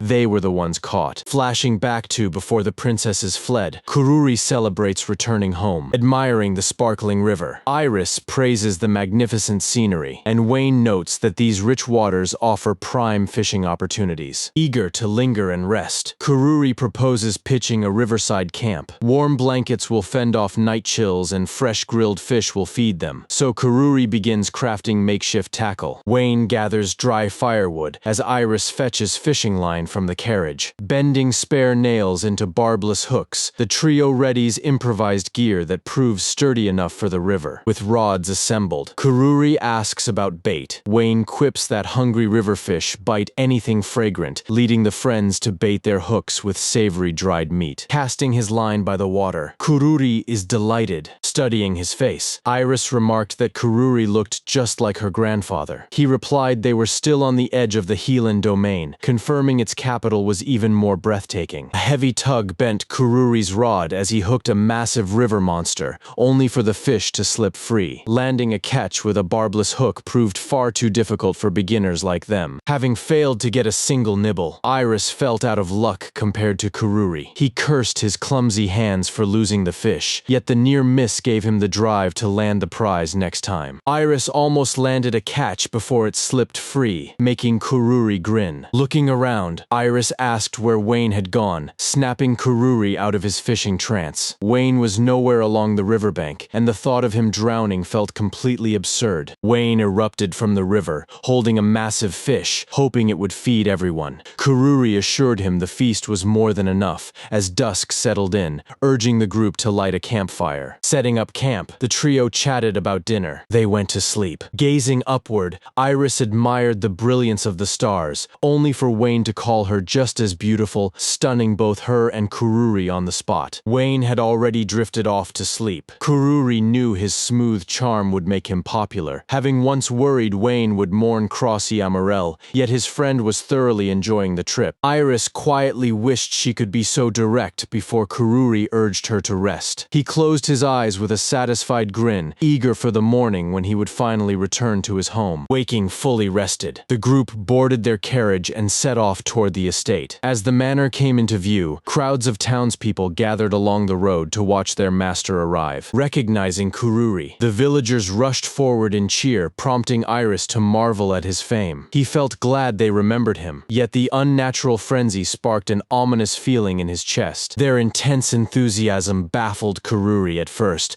until he chalked it up to pure affection. Reaching the gates around noon, he noticed that practically nothing had changed across the domain. A loud voice called out before a man rushed in to embrace Kururi with tearful relief. Those desperate tears had nothing to do with joy, but Kururi pressed on, introducing his academy classmates Iris and Wayne, who would both be spending their summer vacation at the estate. Lord Thorin Helan welcomed the guests and flinched under Wayne's presence, then spun toward Iris to ask if she was dating either of the young men, which she quickly denied. Utterly baffled by his father's bizarre antics, Kururi leaned in to whisper that Iris stood to become the next queen, pleading with the frantic lord not to bring shame upon House Helan. Realization struck Lord Thorin Helan that this towering boy was the son of the Imperial Commander-in-Chief. Collapsing to his knees, Lord Thorin Helan cried out to Kururi that he could take no more chaos, having suffered so much stress lately that his heart was on the verge of giving out completely. Reassuring his father that he would handle the affairs, Kururi watched the overwhelmed lord instantly dump all pending duties onto him, now that his capable heir had finally returned to the estate. Despite all the labor Kururi had finished before leaving, endless tasks remained, so he urged his father to go relax in the hot springs, and Lord Thorin Helan happily dumped everything on his son. Surrendering the mansion, his father fled, shocking Kururi. Realizing his father was dead serious, Kururi accepted that he had built this resort mess and must fix it, urging Wayne and Iris to relax and enjoy themselves until he sorted out an action plan. Wayne offered to help since he had free time, earning Kururi's heartfelt thanks as the two set off to inspect the domain and determine the most urgent problems demanding their attention. The hot spring resort boomed with newcomers, but the city lacked infrastructure to house them, leaving impoverished migrants unable to build homes and triggering severe sanitation crises. Overpopulation caused this crisis, catching Kururi off guard. Overall development flourished, ensuring every newcomer found steady employment despite the lack of housing, with the massive influx of laborers driving a booming agricultural expansion. Constructing adequate housing stood as the primary hurdle, demanding immense capital and labor alongside daily estate management, proving far more complicated than Kururi had ever anticipated. Refusing to waste time brooding, Kururi moved to pull emergency funds from the estate safe just as Wayne announced that an important visitor had arrived. The guest was Lotso, his trusted builder from the resort project, and the two greeted warmly. Recognized as the most trusted man in the territory, Lotso visited the moment he heard the young master was back, bringing crucial seasonal reports as Kururi warmly welcomed him inside. Lotso's arrival was perfectly timed,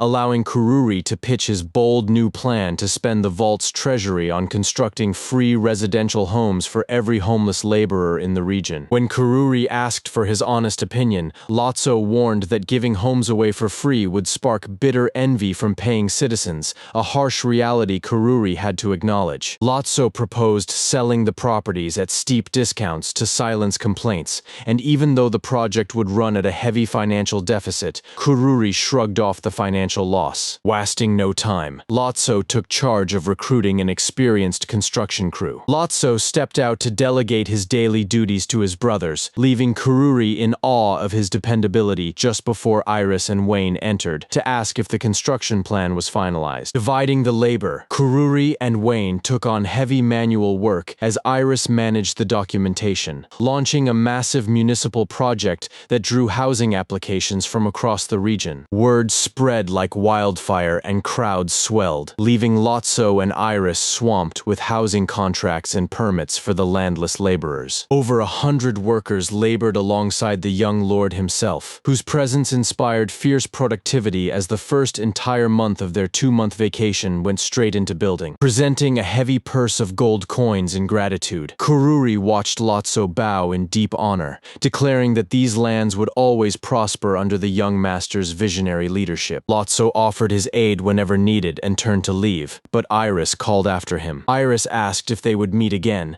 but Lotso merely promised to return if Kururi summoned him, leaving her visibly dissatisfied with his polite formality as she bid him an awkward farewell. Kururi stood baffled by what just happened, handing Iris her reward. Kururi watched her blush as her gaze lingered on the door. Wayne attempted to decline his share of the pay, but Kururi insisted on giving it to him. Turning to Wayne, Kururi asked why Iris was behaving so strangely, but his clueless friend offered no answers, leaving Kururi no choice but to ask the girl directly. Confessing she had never felt this way before, Iris stunned the boys, pressing for answers. Kururi listened as Iris praised Lotso as the most caring, dependable man she had ever encountered, leading him to an undeniable diagnosis: she was utterly in love. Disbelief washed over Kururi, wondering how the main heroine could fall for Lotso, a humble side character who barely belonged in the spotlight. Desperate for help, Kururi urged Wayne to talk sense into her, but his friend had no clue how to handle romance, leaving them both completely helpless. Neither boy had the slightest experience handling women, yet here was a high-born noble girl swooning with intense infatuation right before their eyes. Suggesting a visit to Lotso's villa, Kururi was rebuffed when Iris claimed she had no business there. Even the stoic Wayne felt genuine concern for her, prompting Kururi to arrange another meeting with Lotso and ask if his companion wanted to tag along. A summer romance risked keeping Iris in the province forever,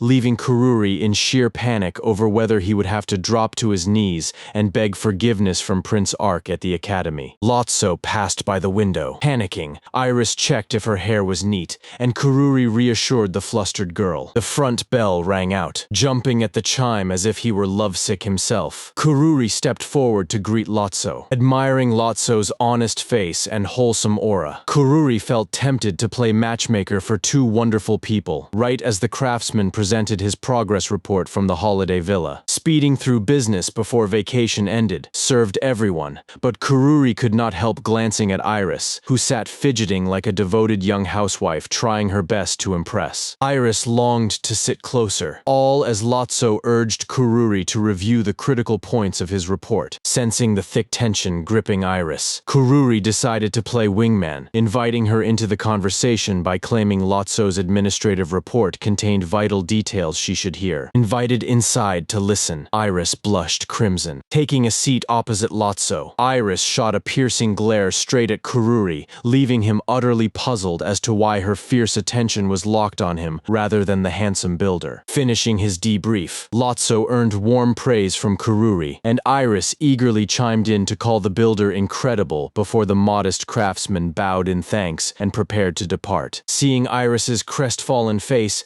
Kururi acted immediately, insisting Lotso stay for refreshments and pushing the reluctant craftsman onto the sofa before he could decline. Stepping away under the pretense of fetching snacks, Kururi gave the pair privacy to talk, earning a polite nod of gratitude from the flustered builder. Hoping romance would blossom, Kururi was accused of fleeing by Wayne. Defending his retreat, Kururi argued that staying would only embarrass Iris, but Wayne scoffed at the noble excuse and called it running away from his own living room to avoid awkward tension. Curious whether the match succeeded, the two boys exchanged glances and peeked inside, breathing breathing a sigh of relief as they watched Iris and Lotso enjoying a lively conversation. Asked by Kururi if spying was wrong, Wayne dryly remarked that it was a clear sign of terrible manners. Stepping outside to spar, Wayne complimented Kururi's sharp swordsmanship. Returning the compliment, Kururi clashed blades with Wayne, shaking hands after the duel. The boys received warm applause from Iris and Lotso. Having rested enough, Lotso prepared to take his leave. Once Lotso left, Kururi asked what they discussed. Iris admitted Lotso talked about nothing but Kururi the whole time. Yet she carried a satisfied smile as Kururi declared his hunger after training and invited the whole group to grab some lunch. Stepping outside the next morning, Kururi admired the clear skies just as an unfamiliar carriage drove up toward the family manor. Kururi had nearly forgotten that Prince Rasha was returning today, greeting Kururi warmly. Prince Rasha assumed Iris was his friend's lover until corrected, then admitted he had planned to visit alone before unexpected circumstances forced a change of plans. Kururi sensed immediate trouble when Prince Rasha confessed he had arrived with his brother and sister. With Maria exploring the town with a friend and Prince Ark still on the boat, Kururi and Lord Thorin were stunned, knowing greedy Ark came chasing Iris though innocent Prince Rasha was oblivious. Lord Thorin announced he had to leave at once, putting Kururi in charge. Stepping from the carriage, Prince Ark praised the Helan domain on his official royal visit, and Kururi politely thanked him for the compliment, despite knowing Ark was fixated solely on Iris. Noticing Lord Thorin was absent, Prince Ark questioned his whereabouts, so Kururi blamed an abrupt stomachache, promising to manage everything himself as the prince placed full trust in him. Apologizing for the intrusion, Prince Rasha asked Kururi to look after his difficult brother. Kururi sympathized with having such an eccentric sibling,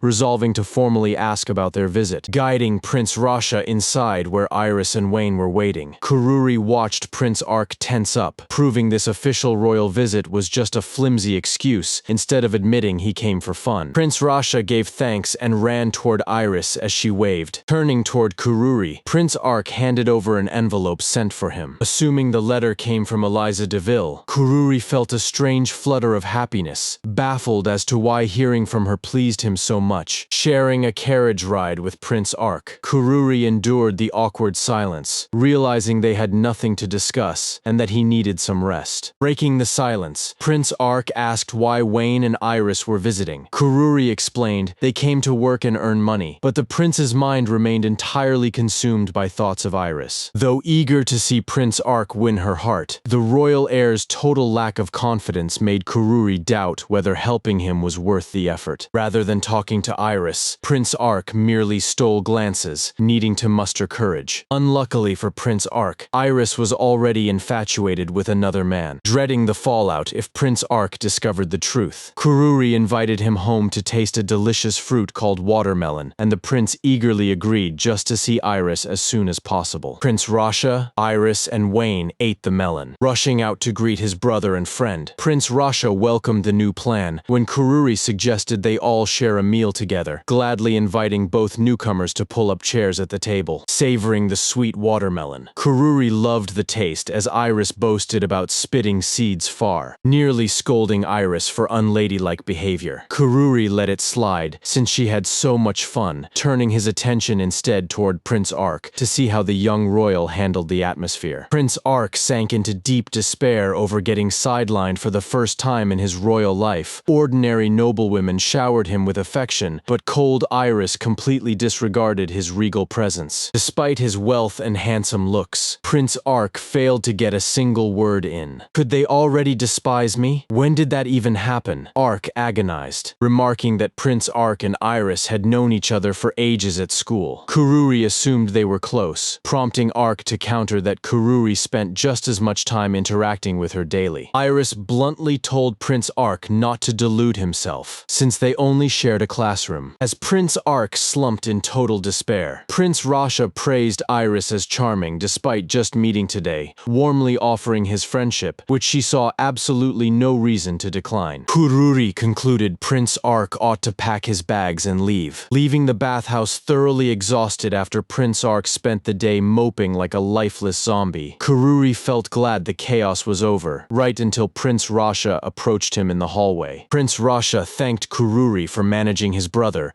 regretting bringing him along now that Prince Ark's romantic interest in Iris was obvious. Urging Kururi to ignore Prince Ark's feelings, Prince Rasha insisted his friend pursue Iris with everything he had, confident that the two of them made a perfect romantic match for each other. Realizing a wild misunderstanding had taken root, Kururi corrected Prince Rasha, insisting there was no truth to those romantic assumptions. Though Iris was a wonderful companion, Kururi never viewed her romantically. Unaware, she stood nearby, eavesdropping on every word. Relieved by the explanation, Prince Rasha felt much better and invited Kururi back inside to rest, but Kururi chose to linger outdoors in the evening breeze, promising to head in a little later. Resting on the open grass, Kururi heard footsteps. Iris approached, and Kururi invited her to enjoy the cool evening air. Having spent months getting acquainted, Kururi felt completely at ease around Iris, cherishing their close friendship with a quiet understanding that their bond could grow even further with time. Iris confessed she overheard his talk with Prince Rasha, pointing out that Kururi clearly never viewed her as a romantic partner or woman. Confessing she sometimes fancied becoming his lover, Iris caught Kururi off guard. Claiming it was just a prank, Iris wished him good night and departed, leaving Kururi bewildered until he rationalized that she was only teasing him since her heart belonged entirely to Lotso. Despite trying to convince himself with those excuses, Kururi tossed and turned all night, realizing he remained far too immature in romance. Curiosity about Eliza DeVille's letter kept Kururi awake, hoping everything was fine and wondering how this message differed from her last one. In her letter,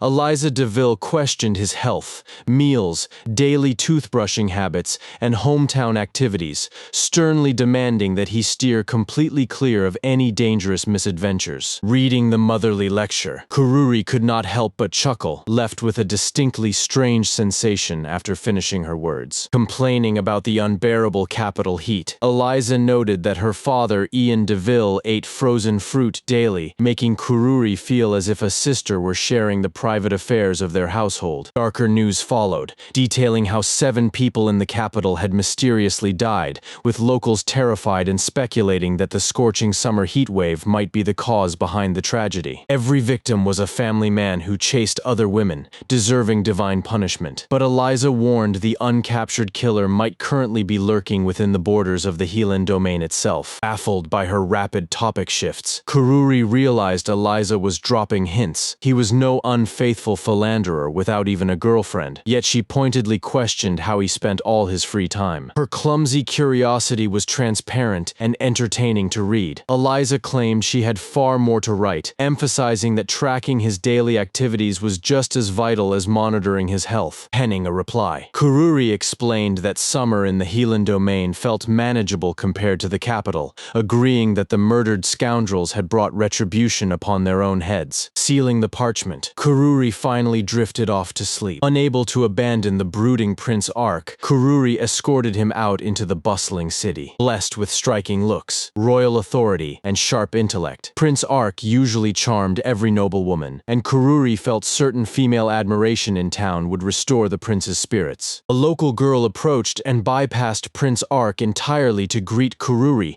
shocking him as she and a crowd of admiring young ladies begged to shake the hand of their beloved young territory master. Though flattered by the praise, Kururi had not come to show off and could not fathom how he had stolen all the attention from the royal prince. Prince Ark possessed peerless aristocratic beauty and silence, yet every single spectator in the square ignored him to cheer for Kururi. Pondering whether hometown advantage accounted for the crowd's adoration, Kururi recognized that an entirely different dynamic governed how the locals treated the two young men. The populace wholeheartedly backed Kururi as their beloved future lord, whereas Prince Ark stood as an unidentified outsider, leaving the humiliated royal unable to watch the spectacle any longer. Excusing himself from the adoring crowd, Kururi announced he had to guide his comrade Prince Ark around town, leaving Ark seething with intense jealousy over when they had ever become comrades. Suspecting a secret romance because of the letter, Prince Ark confronted Kururi, who insisted it was just formal courtesy, sending the prince spiraling over how pathetic he had become as a royal. Eliza DeVille had pursued Prince Ark for years before moving on, recalling how her devotion once served as his sole beacon of light in dark times.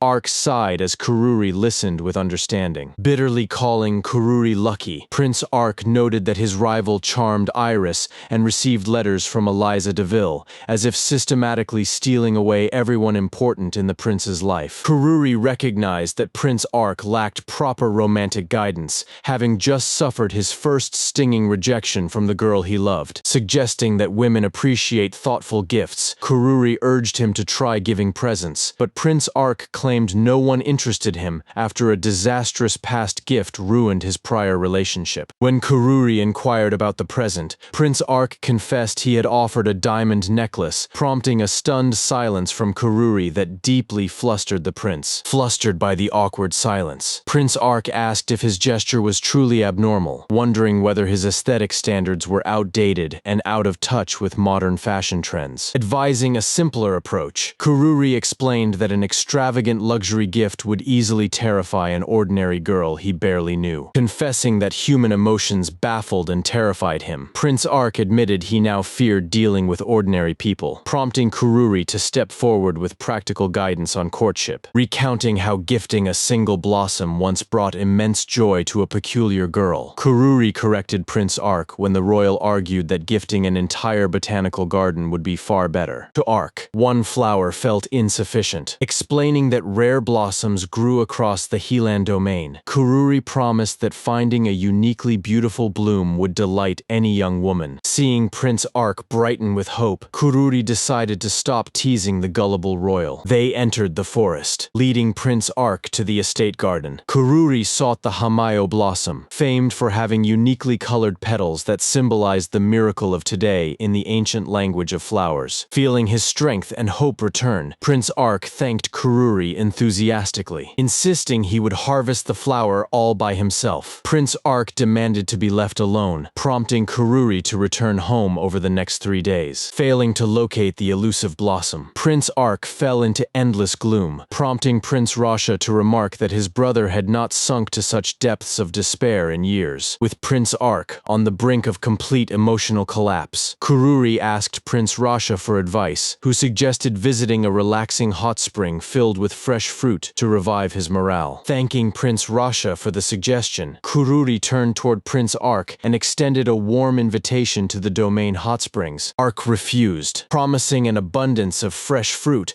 and a chance to truly unwind. Kururi escorted Prince Ark to the finest hot springs in the region, and his clever mood-lifting plan worked like a charm. Ark offered a quiet apology with a downcast face, but Kururi refused to stop there. Knowing the hot springs would revive him, he arranged sweet fruits across the water for the prince to enjoy freely. They washed each other's backs and soaked in the hot water. Lively chatter drifted over the partition as girls compared their bodies. Kururi believed he had reserved the entire bathhouse, but the women's section remained open and fully occupied. Ark nervously asked about the reservation when Kururi admitted leaving the ladies' side open, but both boys flushed red when a girl beyond the wall boldly compared her chest to a ripe watermelon. Flushing crimson, Prince Ark murmured a desire to cup such a massive fruit. Next, the bathers compared their figures to oranges, calling the weight ideal for most men's tastes, an opinion Ark heartily agreed with as he relaxed comfortably in the soothing hot water. Pondering if all men truly shared the same desires, Prince Ark praised the delightful retreat, warmly thanked Kururi for organizing the bath, and considered that it might be time to leave. Asking if hearing voices alone was enough, Kururi listened as Ark admitted their options were limited without a view, though Kururi countered that his companion was wrong, citing prior experience. Clarifying that his earlier attempt had failed, Kururi brushed off Ark's skepticism by insisting that two conspirators made success certain through a coordinated shoulder-riding maneuver. Perched atop Kururi's shoulders, Ark complained that thick steam blinded him completely, realizing that just a few more inches of height would grant him full view of the forbidden garden beyond. Spotting a wooden bucket nearby, Kururi worried about the risks he took for the prince, warning that balancing on a wet bucket invited a disastrous fall. Kururi hesitated, but Ark boldly insisted they had ventured far too deep to retreat now. Stacking onto the bucket, Prince Ark finally secured an unobstructed view above the steam as Kururi wobbled beneath the heavy royal weight and desperately pleaded with him to hold still. Yet the ladies' bath stood completely deserted. Their frantic shouting and clumsy scrambling had already tipped off every every bather, leaving the steaming pool totally empty, though forced to leave empty-handed after their rotten luck. Arc found genuine amusement in the fiasco despite missing the Forbidden Garden, but Kururi faced a far more pressing crisis. Only able to support the prince for a few moments before collapsing, Kururi promised Arc would remain unharmed, pledging to heave him toward the soft water the instant their footing gave out. His trembling muscles gave out under the heavy strain. Crashing down, they abandoned any further peeking that day. Rasha apologized to Kururi for all the trouble, reassuring him not to fret over the chaos. Kururi heard Rasha promise to visit alone next time, relying on his hospitality, and the moment arrived for both royal brothers, Arc and Rasha, to depart. Rasha gave thanks before departing,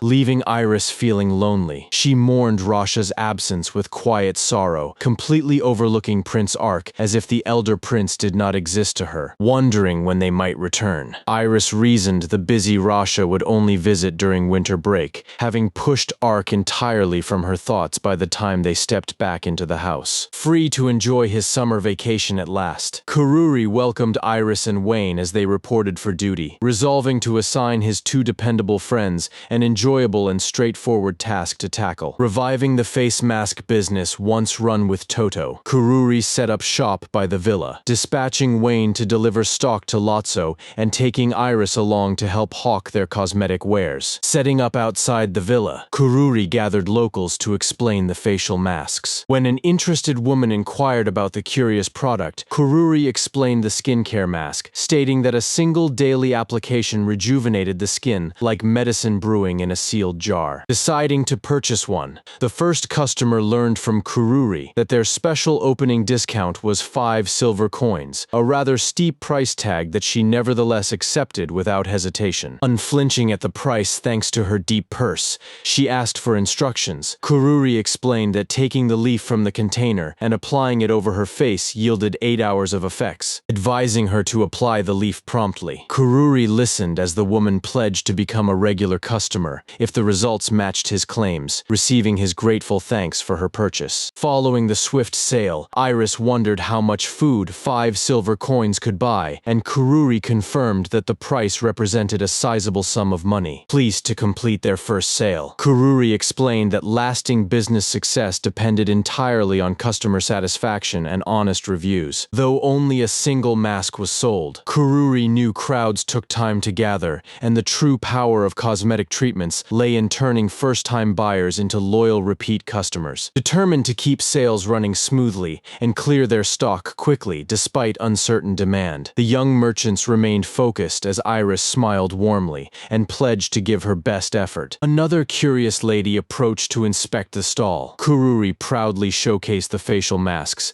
immediately drawing interest from another bystander. Demonstrating how the mask worked, Kururi drew eager girls to the counter. Iris marveled at their massive sales volume. Equally surprised, Kururi found all their stock gone except some dried facial oil, unconcerned about failure as he awaited tomorrow's feedback and considered selling cosmetic pots next. Planning to adjust future business expansion based on customer reviews, Kururi suggested coordinating their growing cosmetic enterprise directly with Lotso. Iris agreed, blushing crimson at Lotso's name since she was utterly smitten. Regrouping with the others, Wayne felt invigorated by his productive labor, and finding a few leftover masks in their inventory, they offered one to Lotso, who gladly agreed to take a single mask. Lotso intended to present the mask to his beloved wife as an apology for his hectic work schedule, leaving Kururi, Wayne, and Iris completely frozen in shock. His jaw dropped open in disbelief. Nobody could have foreseen such a wild twist. Iris collapsed unconscious, deeply flustering Lotso. When he asked what happened, Kururi claimed his employee was merely dedicated. Lord Thorin was glad that their guests had left. 3 days after Iris plunged into despair, her mood improved as Wayne brought her out hunting, allowing Lord Thorin Heelan to enjoy the blissful peace and quiet that finally settled over the estate. Stepping forward with an urgent report, the butler informed Kururi that Marl Carrick, the lord of the neighboring domain, had entered their territory and would arrive at the manor at any moment. His leg cramping in distress, Lord Thorin apologized to his son regarding Marl Carrick. Kururi recalled that Iris fled Marl's domain, where rumors said the ruthless lord treated commoners horribly. Asked about their history, his father admitted admitted they were classmates. Marl had outclassed Lord Thorin in every single pursuit. Their only duel had ended in his crushing defeat, leaving him paralyzed by dread whenever he recalled those bitter school days. Calling Marl an awful man who stayed one step ahead, Lord Thorin listened as Karuri stepped up to handle the encounter, refusing to let his father face him alone. Recognizing Marl Carrick as an exceptionally dangerous man, Karuri resolved to stand beside his father throughout the entire meeting. Lord Thorin felt grateful for such a son. They had to give it their best. Marl Carrick arrived, propping his boots on the table to greet the Helan family. His father responded, leaving Karuri shocked, disgusted by such crude manners. Karuri listened as Marl offered a faux apology for barging in, claiming an urgent question required an immediate answer. Complaining that his peasants were migrating into the Helan domain and draining his tax revenues,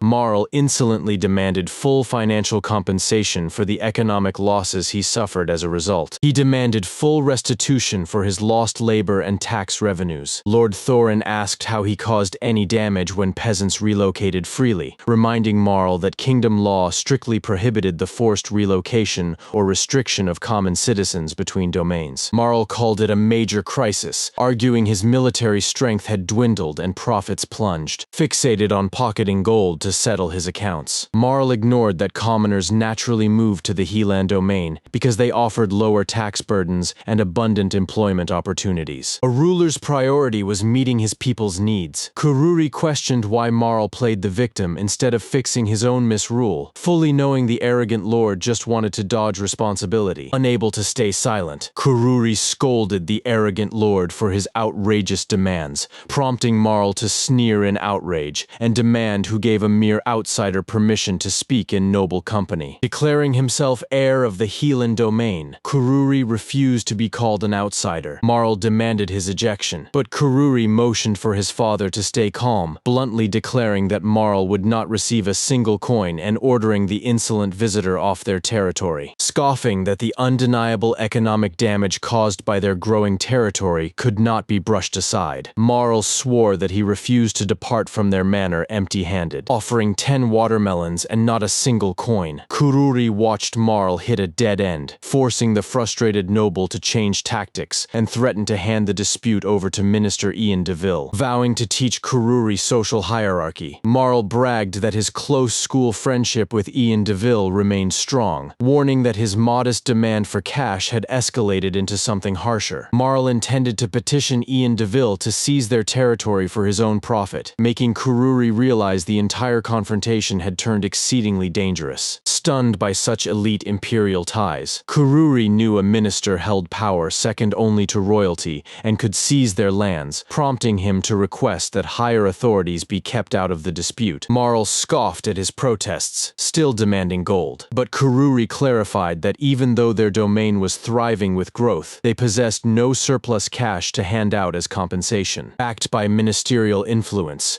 Marl acted with impunity. Though Karuri clearly won the verbal clash and felt pity for his spite, Marl remained completely determined to summon Ian DeVille to his aid. Lord Thorin snapped, hurling curses at the arrogant man. Next, he struck Marl squarely in the face. Lord Thorin roared that Marl could insult him, but never speak to his son that way on pain of war, leaving the stunned noble to sputter about status before he furiously ordered him off their domain. Karuri thought his father was cool. Just as life returned to normal, Minister Ian DeVille arrived for a visit, remarking that he and Lord Thorin had not met since academy days, and expressing deep admiration for his domain's reforms. Lord Thorin admits every idea came from his son, prompting Ian to note he heard plenty about Eliza's classmate. Karuri freezes in pure dread, certain he just lost everything and ruined his house. Marl insists on addressing the main dispute, yet Ian has little time and dismisses war at their age. A peaceful settlement requires only an apology and covering Marl's medical treatment. Both father and son offer sincere apologies and pledge to cover medical bills. Though Marl insists the punch barely hurt, declaring the affair settled, Ian permits them to depart at once. Total shock grips the room as Marl demands to know why they are walking away before the dispute is resolved,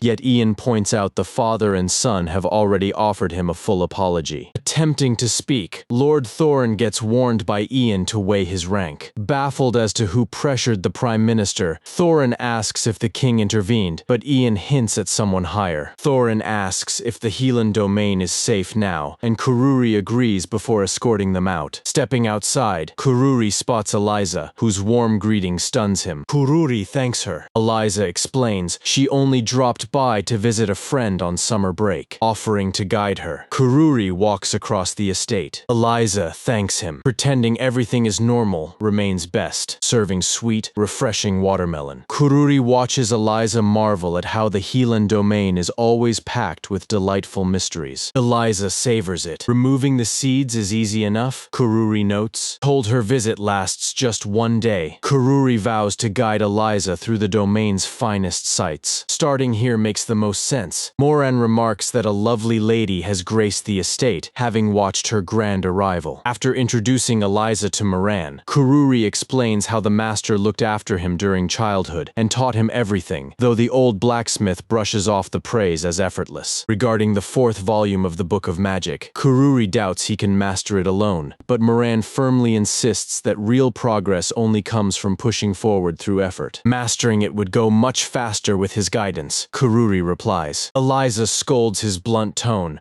reminding him never to rely entirely on others for help. Praising her sharp insight, Moran agrees completely with Eliza. Welcoming such a brilliant girl into the family would be wonderful, Moran muses. Her natural charm leaves an instant impression. Back at the forge, Kururi is ordered to leave but flatly refuses. This obstinate craftsman is the master who taught him blacksmithing, Kururi explains. Eliza sees no reason for a noble heir to study blacksmithing. Confessing that smithing secures their future would sound like a marriage proposal, creating an awkward dilemma that Kururi finds far too daunting to explain out loud. Moran orders them not to linger in the doorway and come in. Classic tsundere. Scolding always comes before care with him, Kururi explains. Praising Kururi's sharp business instincts, Moran urges him to build a family with sweet Eliza as an ideal wife, to which Kururi awkwardly promises to give the suggestion serious thought. Moran mentions a new pupil and invites Kururi to inspect her forge work. Dropping everything, Kururi obeys the master's order. Introducing Kururi, Moran grumbles that the boy rarely visits and failed to send advance notice. Meeting the new apprentice Melissa, Kururi modestly downplays his reputation, claiming his blacksmithing skills are nowhere near as grand as rumored. Melissa rejects his false modesty, since Moran praises him constantly, adding that nobody in the workshop ever dares laugh at the fine blades he crafts. Moran notes that despite Kururi's unlikely appearance, his forge skills are formidable. Melissa admits she still needs several more years of hard training before reaching such a high level. She asks Kururi to point out flaws. Kururi accepts, and Eliza decides to stay, eager to observe a blacksmith at work. Pointing out that her strikes miss the sweet spot, Kururi echoes Moran's advice. He once struggled with the exact same flaw until overcoming it through a simple adjustment in technique. Stepping in, he shows her. Adjusting her stance, Kururi demonstrates how a subtle posture tweak dramatically increases striking power, reassuring the apprentice that passing on such fundamentals is effortless for him. Eliza coldly gives Kururi his first warning, sensing Eliza's sour mood. Kururi realizes he will not visit the forge again soon, and must make the absolute most of this brief chance to instruct Melissa. Kururi asks Eliza if he may teach the student a few more tricks, and she gives permission. Melissa thanks him as her technique sharpens under his tips. Respecting him as Moran's senior apprentice and an older peer, she warmly begins addressing Kururi as her honored elder brother. That title sparks greater pride than when Prince Rasha used it,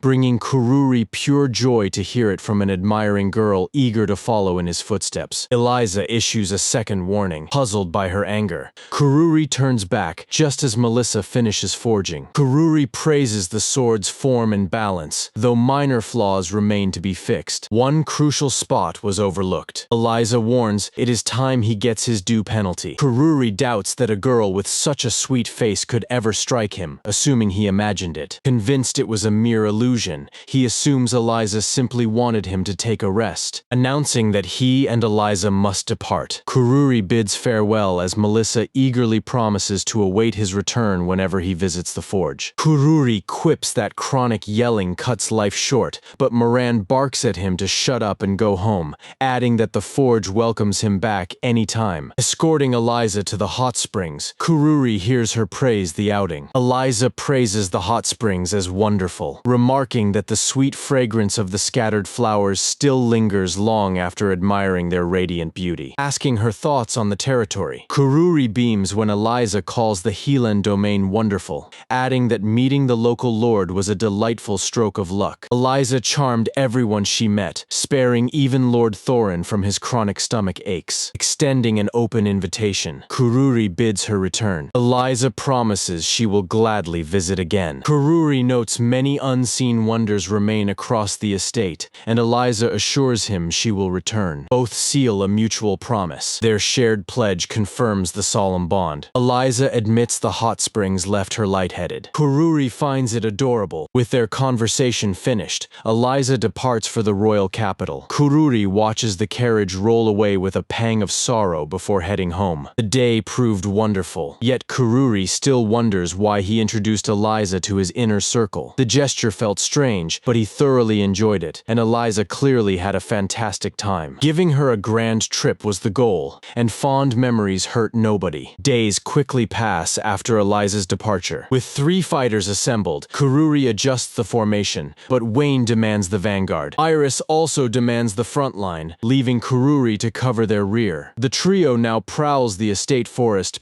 because an urgent disturbance erupted across the territory just 2 hours prior. Monsters emerged on the estate, threatening to spiral out of control. Kururi would normally issue a guild extermination bounty, but with 2 elite warriors beside him, the team can eliminate the beast themselves. Resolving the crisis falls to him. Marching into the woods, a cheerful Wayne and an eager Iris both compete to spearhead the advance. The eerie silence in the forest creates the ideal moment for monsters to strike. Knowing Wayne, this danger is no fairy tale. Constant vigilance is key. Wayne promises to charge straight into the monsters head-on, so Iris can eliminate any targets he misses, leaving Kururi prepared to unleash his combat skills if danger escalates. Venting her anger feels fantastic. Watching her swing a heavy club with pure force, Kururi realizes how she vents built-up stress. Handling these 3 goblins on their own is a huge relief, since commissioning a guild hunt for them would cost a full gold coin for each monster. They saved gold. As future lord, he rejoices. A ghoul prowls nearby. Wayne asks if they should attack, a wise caution, because ordinary ghouls possess immense strength. Such foes are brutal to fight, and even with antidote ready, survival is never fully guaranteed. Iris insists they simply have to try. Her eagerness is unmistakable, yet despite having the antidote, caution remains essential. Kururi draws the ghoul's focus, so Iris can land the heavy strike. Wayne offers backup if anything goes wrong. Inner peace still eludes Iris. Silence is now vital. An orc looms. This orc poses terrifying danger, since its brute strength and thick defense far outclass any human, alongside blinding speed that makes escape nearly impossible. In the worst-case scenario, dodging its relentless assault is impossible. Wayne warns of the beast's danger and advises avoiding combat. Filing a guild quest costs a fortune,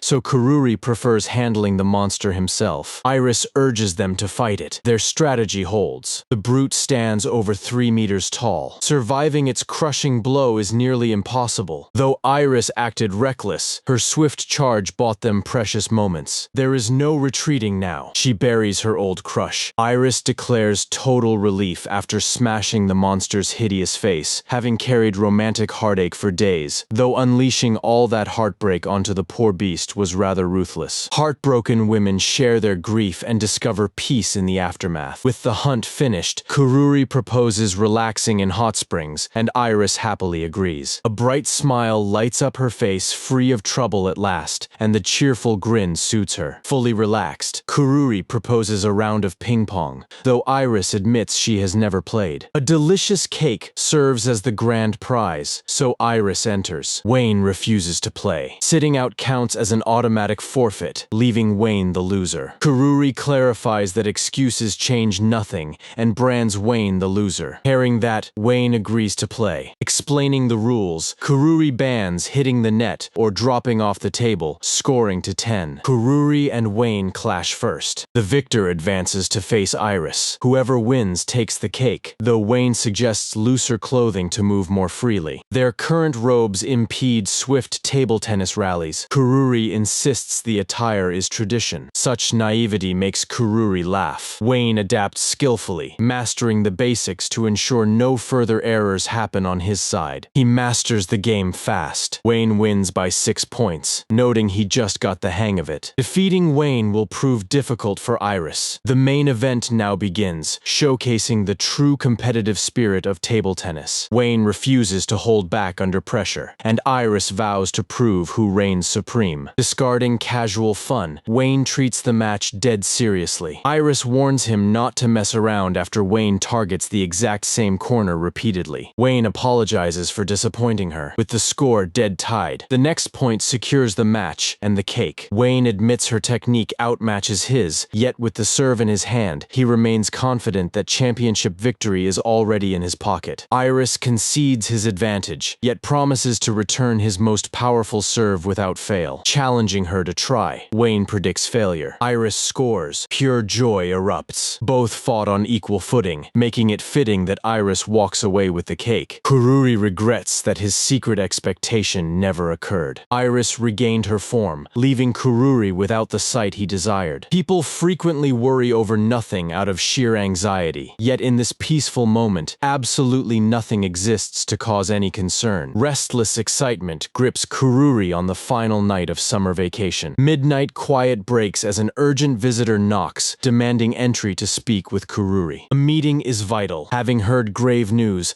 Lotso decided Kururi must be briefed without delay. A huge blaze rages. The flames engulf the zone allocated for incoming immigrant housing. Countless laborers work there, prompting Kururi to ask about the inferno's scale. Lotso cannot measure the full devastation, but reports confirm fires ignited across multiple locations simultaneously, sounding late alarms as night panic spreads and conditions worsen rapidly. Kururi thanks Lotso for the swift report. Lotso urges him to issue command orders immediately. Requesting a brief moment, Kururi insists on changing clothes and gearing up first. Seeing his usually calm retainer so grave proves the crisis is worse than anticipated. Uncertain if he can contain the crisis, Kururi suspects deliberate arson from multiple ignition points, yet unverified reports make launching massive emergency operations difficult right now. Coincidence remains possible, but Kururi cannot verify anything yet. Their immediate priority is the blaze. Apologizing for the delay, Kururi checks that the horses stand ready. Attempts to hold his allies back fail completely. Midnight has barely passed, yet Wayne points out that such a noisy commotion would wake anyone, and Iris steps forward to insist they are coming along to help. Hesitant to bring them along, Kururi warns that deadly peril could strike at any moment and makes it clear that he would much rather have both of them remain safe at the cottage. Iris refuses to back down. Wayne declares that nothing can hold them back now, and Kururi can only curse himself for failing to slip out without waking the house. It is not his fault, Kururi insists. No one can guarantee their safe return. They agree anyway. Placing his back in their care, Kururi nods. Wayne was starved for action. His allies stand true. Lotso spoke the truth, meaning this disaster is almost certainly a calculated strike. That makes the scene extremely dangerous. Collapsing or taking a fall during firefighting would spell catastrophe for them. Even if they can quell the panic, facing interference from the arsonists behind the blaze during rescue operations will turn the whole situation into an outright disaster. Losing any time will bring disaster. Lotso offers a sincere apology for dragging them into mortal danger at midnight, yet confesses that no one else in the entire territory has the strength to take control of such a catastrophe. Waving off the apology, Kururi stands firm. Deeply grateful for the urgent warning, Kururi knows he would regret it forever if he had stood by without taking decisive action. Lotso nods with gratitude. Wayne vows to crush the enemy himself. Every move must be coordinated together. Wayne embraces the peril willingly, declaring that nights serve as the nation's shield, and putting their lives on the line is their duty. His lineage exists solely to defend royal blood, making it unthinkable to hide away in a quiet cottage when honor demands his blade. Cowering in safety would leave him too ashamed to ever face his ancestors. He bears his own load. Sharing that resolve, Kururi determines to fulfill his obligations at all costs. Never did Kururi expect Wayne to be so stubborn and impossible to hold back. Assigning Wayne to intercept potential hostiles, Kururi demands a strict promise that he will immediately fall back and rejoin the group if the danger turns deadly. Panic grips the villagers as Kururi tries to calm them. His calls go unheard. Iris tells him to stay calm. Armed with a plan, she asks him to lead the way and leave this to her. Unfamiliar with her magic, Kururi waits as Iris promises to return shortly. A wave of deja vu hits Kururi. Years ago, Kururi summoned radish spirits, and though Iris struggled to replicate the feat, a generous young classmate at Genshu Academy stepped in to guide her magic. A tiny mandrake, barely 2 years old. The little creature is still just a child. Questioning the purpose of summoning the plant spirit during such a crisis, Kururi listens as Iris warmly reassures him that because the mandrake is still a child, nothing will go wrong. Pulling a mandrake from the dirt normally makes it shriek. Iris clarifies that she asked it not to cry. Such logic leaves Kururi completely baffled. Iris tells him to cover his ears before prompting the mandrake to wail, leaving Kururi bewildered as to how one politely asks a plant to scream. Politely apologizing for waking the mandrake at midnight, Iris explains the dire emergency before gently asking the little creature to let out a shriek. Iris promises the spirit all the nutrient-rich humus it could ever want if it fulfills her request without causing a fuss. She offers thanks. Preparing to return it to the forest, they thank the mandrake. Assuming full command of the disaster, Kururi orders all citizens to evacuate far beyond the danger perimeter without argument, taking total personal responsibility for the entire operation. He forbids residents from fighting the flames alone even if their homes burn, promising full compensation for all property losses once the crisis ends and urging the immobile to rely on neighbors. Human life is the highest priority. The rest watch the flames and head for the nearby river. Guide everyone there, Kururi orders. Gathering every available bucket, they fight the blaze. Watchful eyes track them from the dark. Wayne spots suspicious movements heading toward the woods. Suspecting they are arsonists, he gives chase. Kururi warns that this could be an ambush, but Wayne fully expects a trap and vows to draw their attention so Kururi can focus entirely on containing the inferno. Staying safe is vital, Kururi urges. Wayne replies that he needs no reminder. Iris and Kururi aid the citizens, urging them forward. Kururi keeps up the effort. The inferno stops spreading, ready to yield under sustained effort. A lone figure watches them from the shadows, asking Iris to guard the villagers. Kururi chooses to stay behind. The moment their eyes meet, the culprit bolts into the dark. Though his exact motive remains murky, the stranger is undeniably tied to the arson, and Kururi calls out that fleeing is completely futile. Wayne chases the culprit. He corners the runner. Mercy is all he begs. Promising to spare his life, Wayne opts to drag him before his lord. Spotting that Wayne is unarmed, the rogue sneers that the tables have turned. This entire setup is a trap. The snare was meant for him. Bandits mistake Wayne for Kururi Hilan. They baited the trap solely to capture him. Wayne grasps that Kururi was their true target. He tells them he is not Kururi. They resolve to hunt Kururi later. Yet Wayne refuses to let them leave. Knowing their target was Kururi Hilan, Wayne Lot refused to let them advance. The mercenary sneered that strength meant nothing without a blade, boasting that 6 armed killers stood against 1 unarmed boy who ought to be terrified. A bandit warned that his odds were fatal. Wayne Lot countered that he was reckless and cold to fear. Having few companions due to his cold nature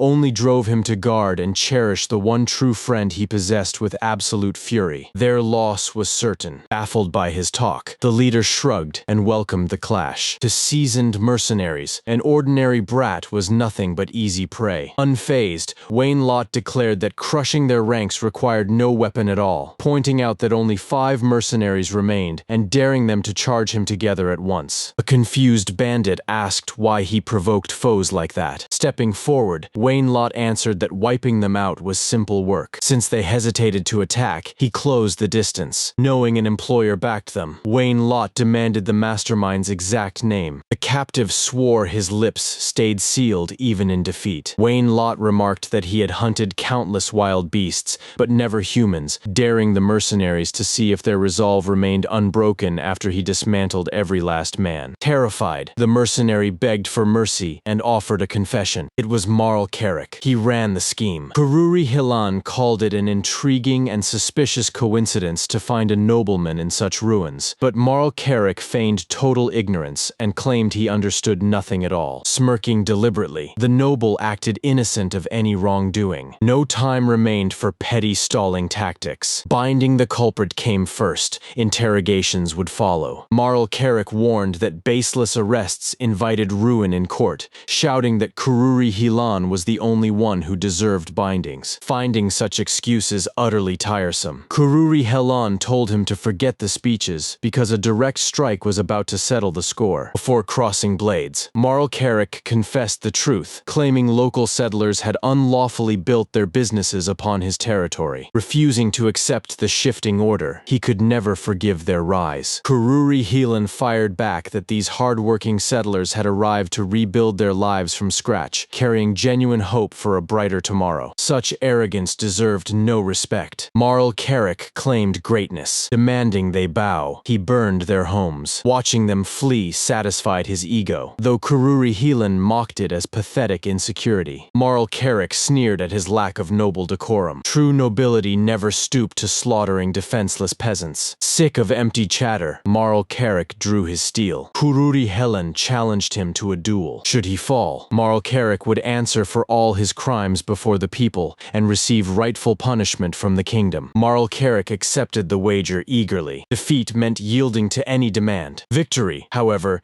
guaranteed that his blade would run Kururi Hilan straight through. The oath was sealed. No such blade had belonged to Lord Thorin Hilan. Marl Carrick warned him not to hesitate. Scorning soft hearts, the noble showed no mercy to enemies. He expected victory, mocking his clumsy swings. Kururi Hilan predicted his opponent's rhythm would break, declaring victory. Kururi Hilan demanded full accountability for every crime committed. The duel was finished. Moments later, the authorities arrived amid the smoking ashes of the ruined village, binding Marl Carrick in chains and hauling him away after the duel. The girls celebrated that their ordeal was over. Reassuring everyone, Kururi Hilan confirmed he had captured the ringleader. Extracting confessions from stubborn mercenaries had proved unnecessary. Wayne Lot brushed off his own injuries, relieved to see Kururi Hilan unscathed. Their team triumphed. Ordinarily, Wayne Lot avoided soft praise, yet unexpected bonds had changed him. The girl asked who engineered the plot. Marl Carrick led them. Escorting him to the capital left his ultimate punishment in royal hands. Reports confirmed the entire mercenary gang was captured. The case concluded. Marl Carrick scoffed at the lack of better successors. He thanked everyone. After an exhausting night, the traitor was delivered to justice. Peace settled across the valley once more, allowing Kururi Hilan to fulfill his noble duties as acting lord without further disruption. Kururi Hilan asked if any lingering grievances remained. Marl Carrick claimed the game went on, told his allies had fallen. Marl Carrick insisted his forces were already moving, even as Kururi Hilan pointed out that every conspirator remained locked under strict surveillance without any hope of escape. Marl Carrick conceded the truth with a sinister grin. His hands were bound, yet Marl Carrick boasted he could still burn the Hilan domain to the ground. Kururi Hilan choked on sheer disbelief. Marl Carrick refused to let him celebrate. Lord Thorin Hilan was the target. Riders wheeled their horses around. Marl Carrick gloated that the fires raged brightly. Flames would engulf the estate by midnight. Doubting the threat would only lead Kururi Hilan to find the Hilan domain reduced to smoldering ash and ruined rubble upon his arrival. Lord Thorin Hilan was cowardly, but never truly a wicked person. Whatever the cost, Kururi Hilan refused to let his family perish, knowing all his loved ones were still trapped at the Hilan domain. In the home where he grew up, no harm would touch his family. Despair had no place here. Kururi Hilan clung to hope. Marl Carrick declared their doom absolute. Kururi Hilan had one option left. Activating the magic tome borrowed from Moran was vital, even after his spirit shattered countless times through failed attempts. Past failures meant nothing now. He had to pull this off. Success was a must. That chaos blocked his spellcraft. Iris Palala shouted to him. That long night finally ended. The aftermath proved exhausting to manage, demanding immense funds and heavy labor to rebuild every fire-damaged home, yet seeing the victims continue their happy lives was all that truly mattered. A direct letter arrived from the king granting full authority to try the criminal under local domain law, but Kururi Hilan chose to turn down that sovereign privilege. Complete trust in the monarch assured the punishment would fit the crime, and Wayne Lot confirmed their wise ruler was worthy of absolute faith. Faith aside, he had no idea what their ruler actually looked like. What kind of man was Prince Ark and Prince Rasha's father? Surviving that chaotic summer proved challenging, yet looking back, his previous academy struggles felt completely insignificant by comparison. Wayne Lot remarked that hunting monsters during the break had been pure fun. Reliving that chaos was out of the question. Iris Palala loved the sweet watermelons. Praising the sweet fruit, Kururi Hilan listened as Iris Palala vowed to revisit the hot springs. Delighted by their praise, he invited them back to the Hilan domain anytime. Lord Thorin Hilan saw their packed bags and begged them to stay a bit longer. He slept deeply that night. His father stayed cheerful as Kururi Hilan announced departure. Kururi Hilan expressed his deepest gratitude for a wonderful summer before heading off, reminding his father to consult Lotso right away whenever any estate troubles arose. Warm thanks came from Iris Palala and Wayne Lot for his hospitality. Only Iris Palala shook hands. He invited them back any time. Summer drew to a close,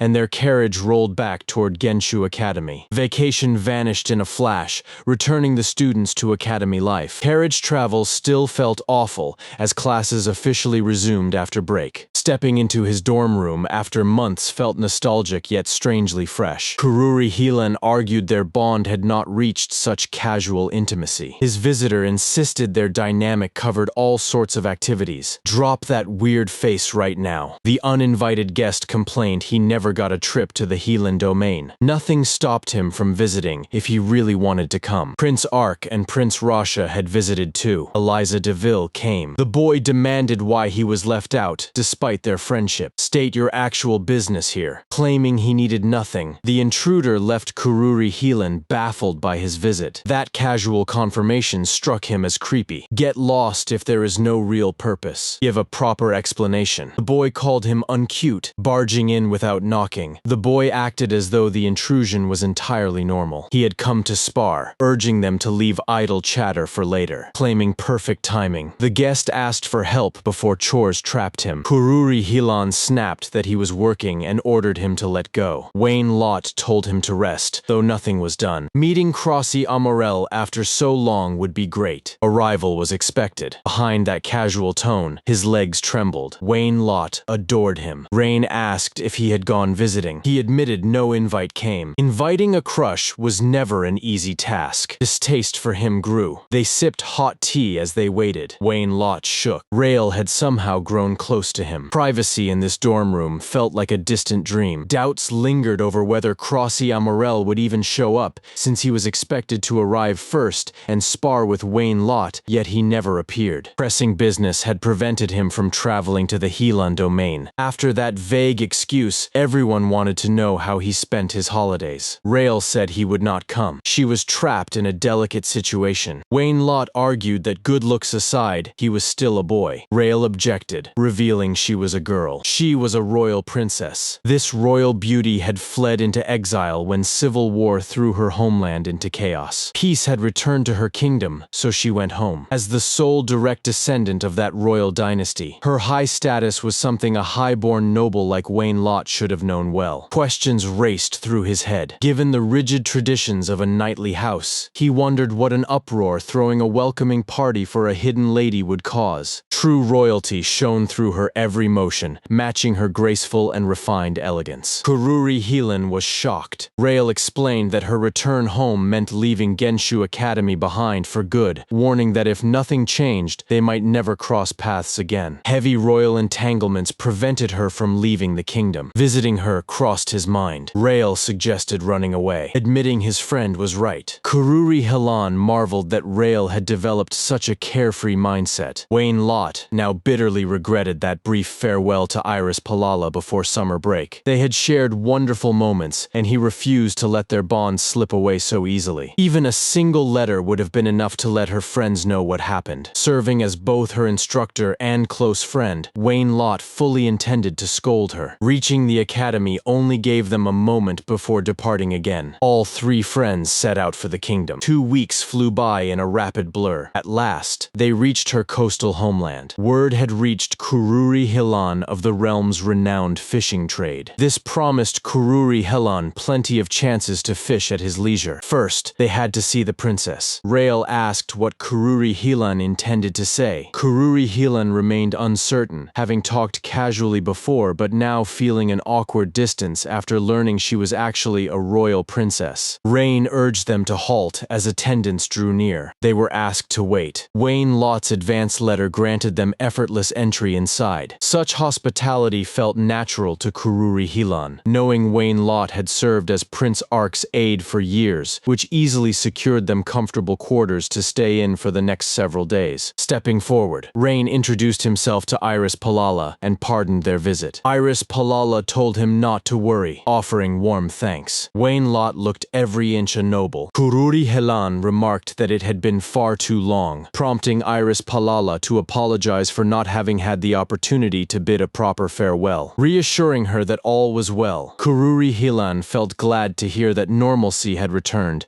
and that her personal safety remained completely uncompromised. Even so, Iris Palala still regretted her rushed departure from Genshu Academy, expressing deep gratitude to her friends for making the journey. Next, she turned to Wayne Lott, checking on his friend. Kururi Hilan knew Wayne Lott had anticipated this reunion more than anyone. Iris Palala announced that urgent duties called her away. Pressing state affairs required her immediate attention, so Iris Palala invited her guests to explore the bustling city at their leisure. She promised to visit as soon as time allowed. Kururi Hilan wished to speak longer. Consulting Rain, Kururi Hilan decided to tour the city tomorrow and leave next day. Dejection gripped Kururi Hilan over losing their easy bond, leaving him bewildered as to why Wayne Lott remained so uncharacteristically quiet throughout the encounter. Rest eluded Kururi Hilan, introducing herself as Miana. The young guide explained that Iris Palala had specifically appointed her to lead their sightseeing tour across the kingdom throughout the day. With the realm famed for seafood, Kururi Hilan proposed touring the fish market. Not having eaten fresh seafood in ages, Kururi Hilan eagerly wished to try it. Miana knew the ideal destination. Standing securely near the royal castle, the market kept the modest kingdom prosperous thanks to the endless abundance provided by the sea. This abundance made the kingdom unique. Just beyond the pier bustled the fish market, where visitors made sure to purchase their favorite fresh catch before heading back home. Kururi Hilan asked if the fish was eaten raw, and Miana noted many locals ate it like that. Raw sashimi suited Kururi Hilan. A renowned restaurant nearby prepared the finest seafood in town, and Kururi Hilan gladly agreed to dine there on Miana's personal recommendation. The sashimi was cut from tuna. Wayne Lott praised the fish as Iris Palala's favorite dish, noticing his grimace. Kururi Hilan told Wayne Lott not to force himself to eat what he disliked. Kururi Hilan asked why Neko-sensei was here. She tossed the question right back. Explaining he came to see Iris Palala, Kururi Hilan saw Neko-sensei claim ignorance. Kururi Hilan inquired. This was her hometown. Neko-sensei was on vacation. Silently, Kururi Hilan hoped she would drop the topic. She had strolled with a friend earlier. Miana revealed that Neko-sensei was their ancient ally, a grand wizard whose power had protected the realm since the founding of the kingdom. Both youths were her pupils, with Kururi Hilan standing as her master student. Those mentioned pupils were Kururi Hilan and Prince Ark himself. Once dinner concluded, Neko-sensei suggested going fishing. Her haul amazed Kururi Hilan. Wayne Lott refused to let their friendship wither, asking to pursue his own course of action. Iris Palala had spent her whole life as the first princess of a kingdom rooted in rice fields and fishing,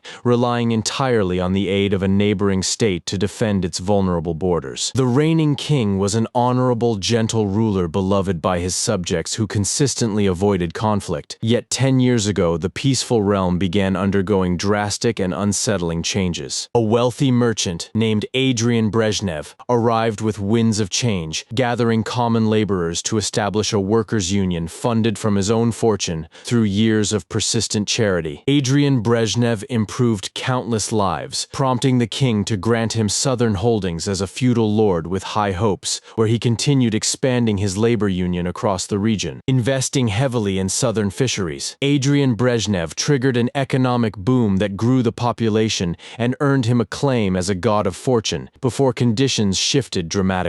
Soon, Adrian Brezhnev multiplied his guards, raised monthly taxes, arrested anyone attempting to flee south, and openly defied royal commands by constantly reinforcing his private military force. Backed by his growing private army, Adrian Brezhnev expanded his total wealth 1,000 times beyond his original capital. 2 years ago, Adrian Brezhnev declared war on the crown, fielding a massive rebel force funded from his treasury and conscripted citizens, which cost thousands of innocent lives. Iris Palala was evacuated abroad for safety, as Adrian Brezhnev's rebels held superior knowledge of the rural terrain over the royal army, tipping the balance of the war in their favor. The civil war raged for nearly 2 years as Adrian Brezhnev captured territory across the realm, until his unexpected demise halted the rebellion. Intoxicated by constant victories as his vanguard approached the capital, Adrian Brezhnev gave in to his taste for liquor and consumed 4 full glasses of wine during the celebration. Dying in his sleep that night, Adrian Brezhnev left his rebel army plunged in complete chaos. The rebel forces quickly disbanded because conscripts refused to keep fighting, allowing the royal army to secure an ultimate victory. With order restored during summer break, Iris Palala returned to a kingdom bearing the scars of this tumultuous history. The crisis remained unresolved, prompting her return. Neko-sensei kept quiet to preserve the moment, though Wayne Lot called her modest. Miyana revealed Neko-sensei had defeated numerous enemy generals during the Civil War, saving the royal dynasty over 2 brutal years and earning the honor of having meals prepared for her. Pleading with Kururi Helen to protect Iris Palala,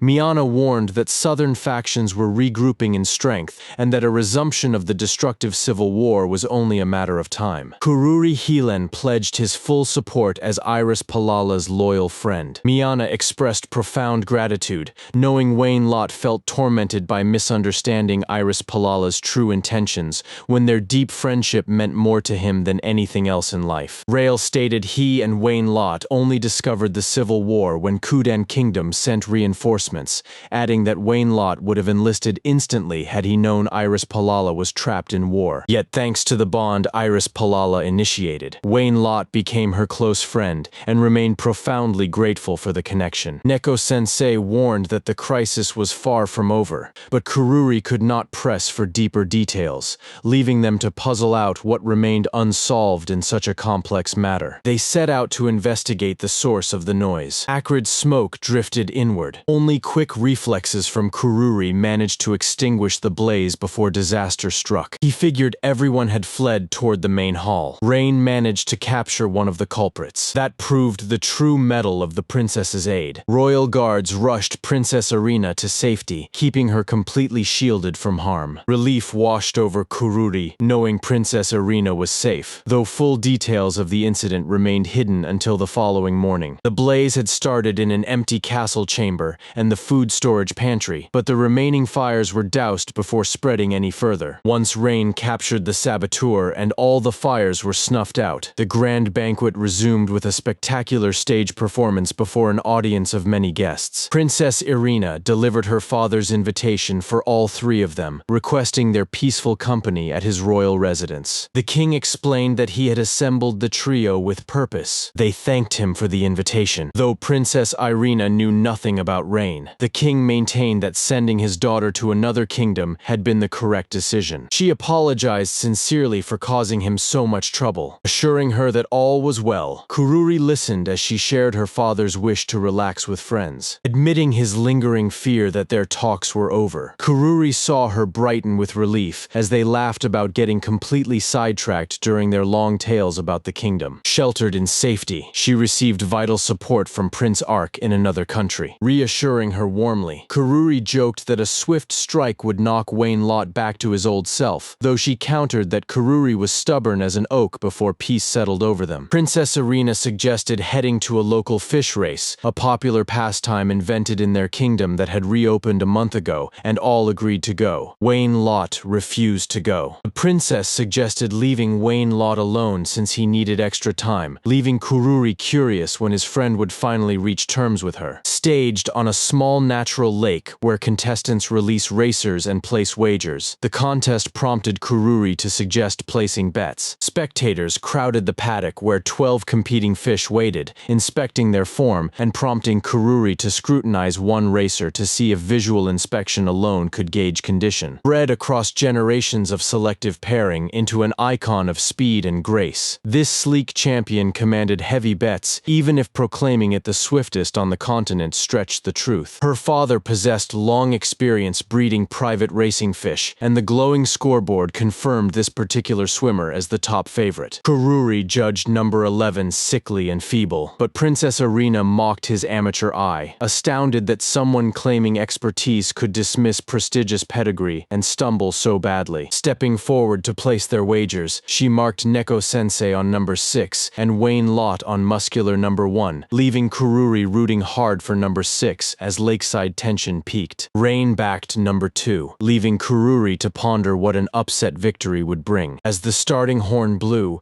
number 6 fell behind in dead last at 12th place, triggering frantic shouts of encouragement from the crowd. Number 1 shot into an early lead. Tournament rules immediately disqualified number 1 from the race. With number 1 gone, the crowd favorite number 11 took the lead, but the race remained undecided. Number 2 seized the lead by cutting through the shortest inside channel. 6 took it. Princess Irina praised his keen eye for picking out swift swimmers over sickly ones, though Kururi could never admit his real metric. Number 6 simply reminded him of a delicious dinner. Calling the spectacle wonderful, Kururi returned home, where Princess Irina arrived carrying the solemn air of a political summit, prompting him to ask how long they had stayed. Neko-sensei assured the group they could linger freely to pursue their own affairs, confident that Princess Irina would gladly welcome spending extended time in their company. Reconnecting after her return required no frantic rush. Yet Neko-sensei held critical intelligence regarding the civil war that she had not yet disclosed to the rest of the group. She reiterated that the civil war had not ended. Son of Adrian had survived and was doing well.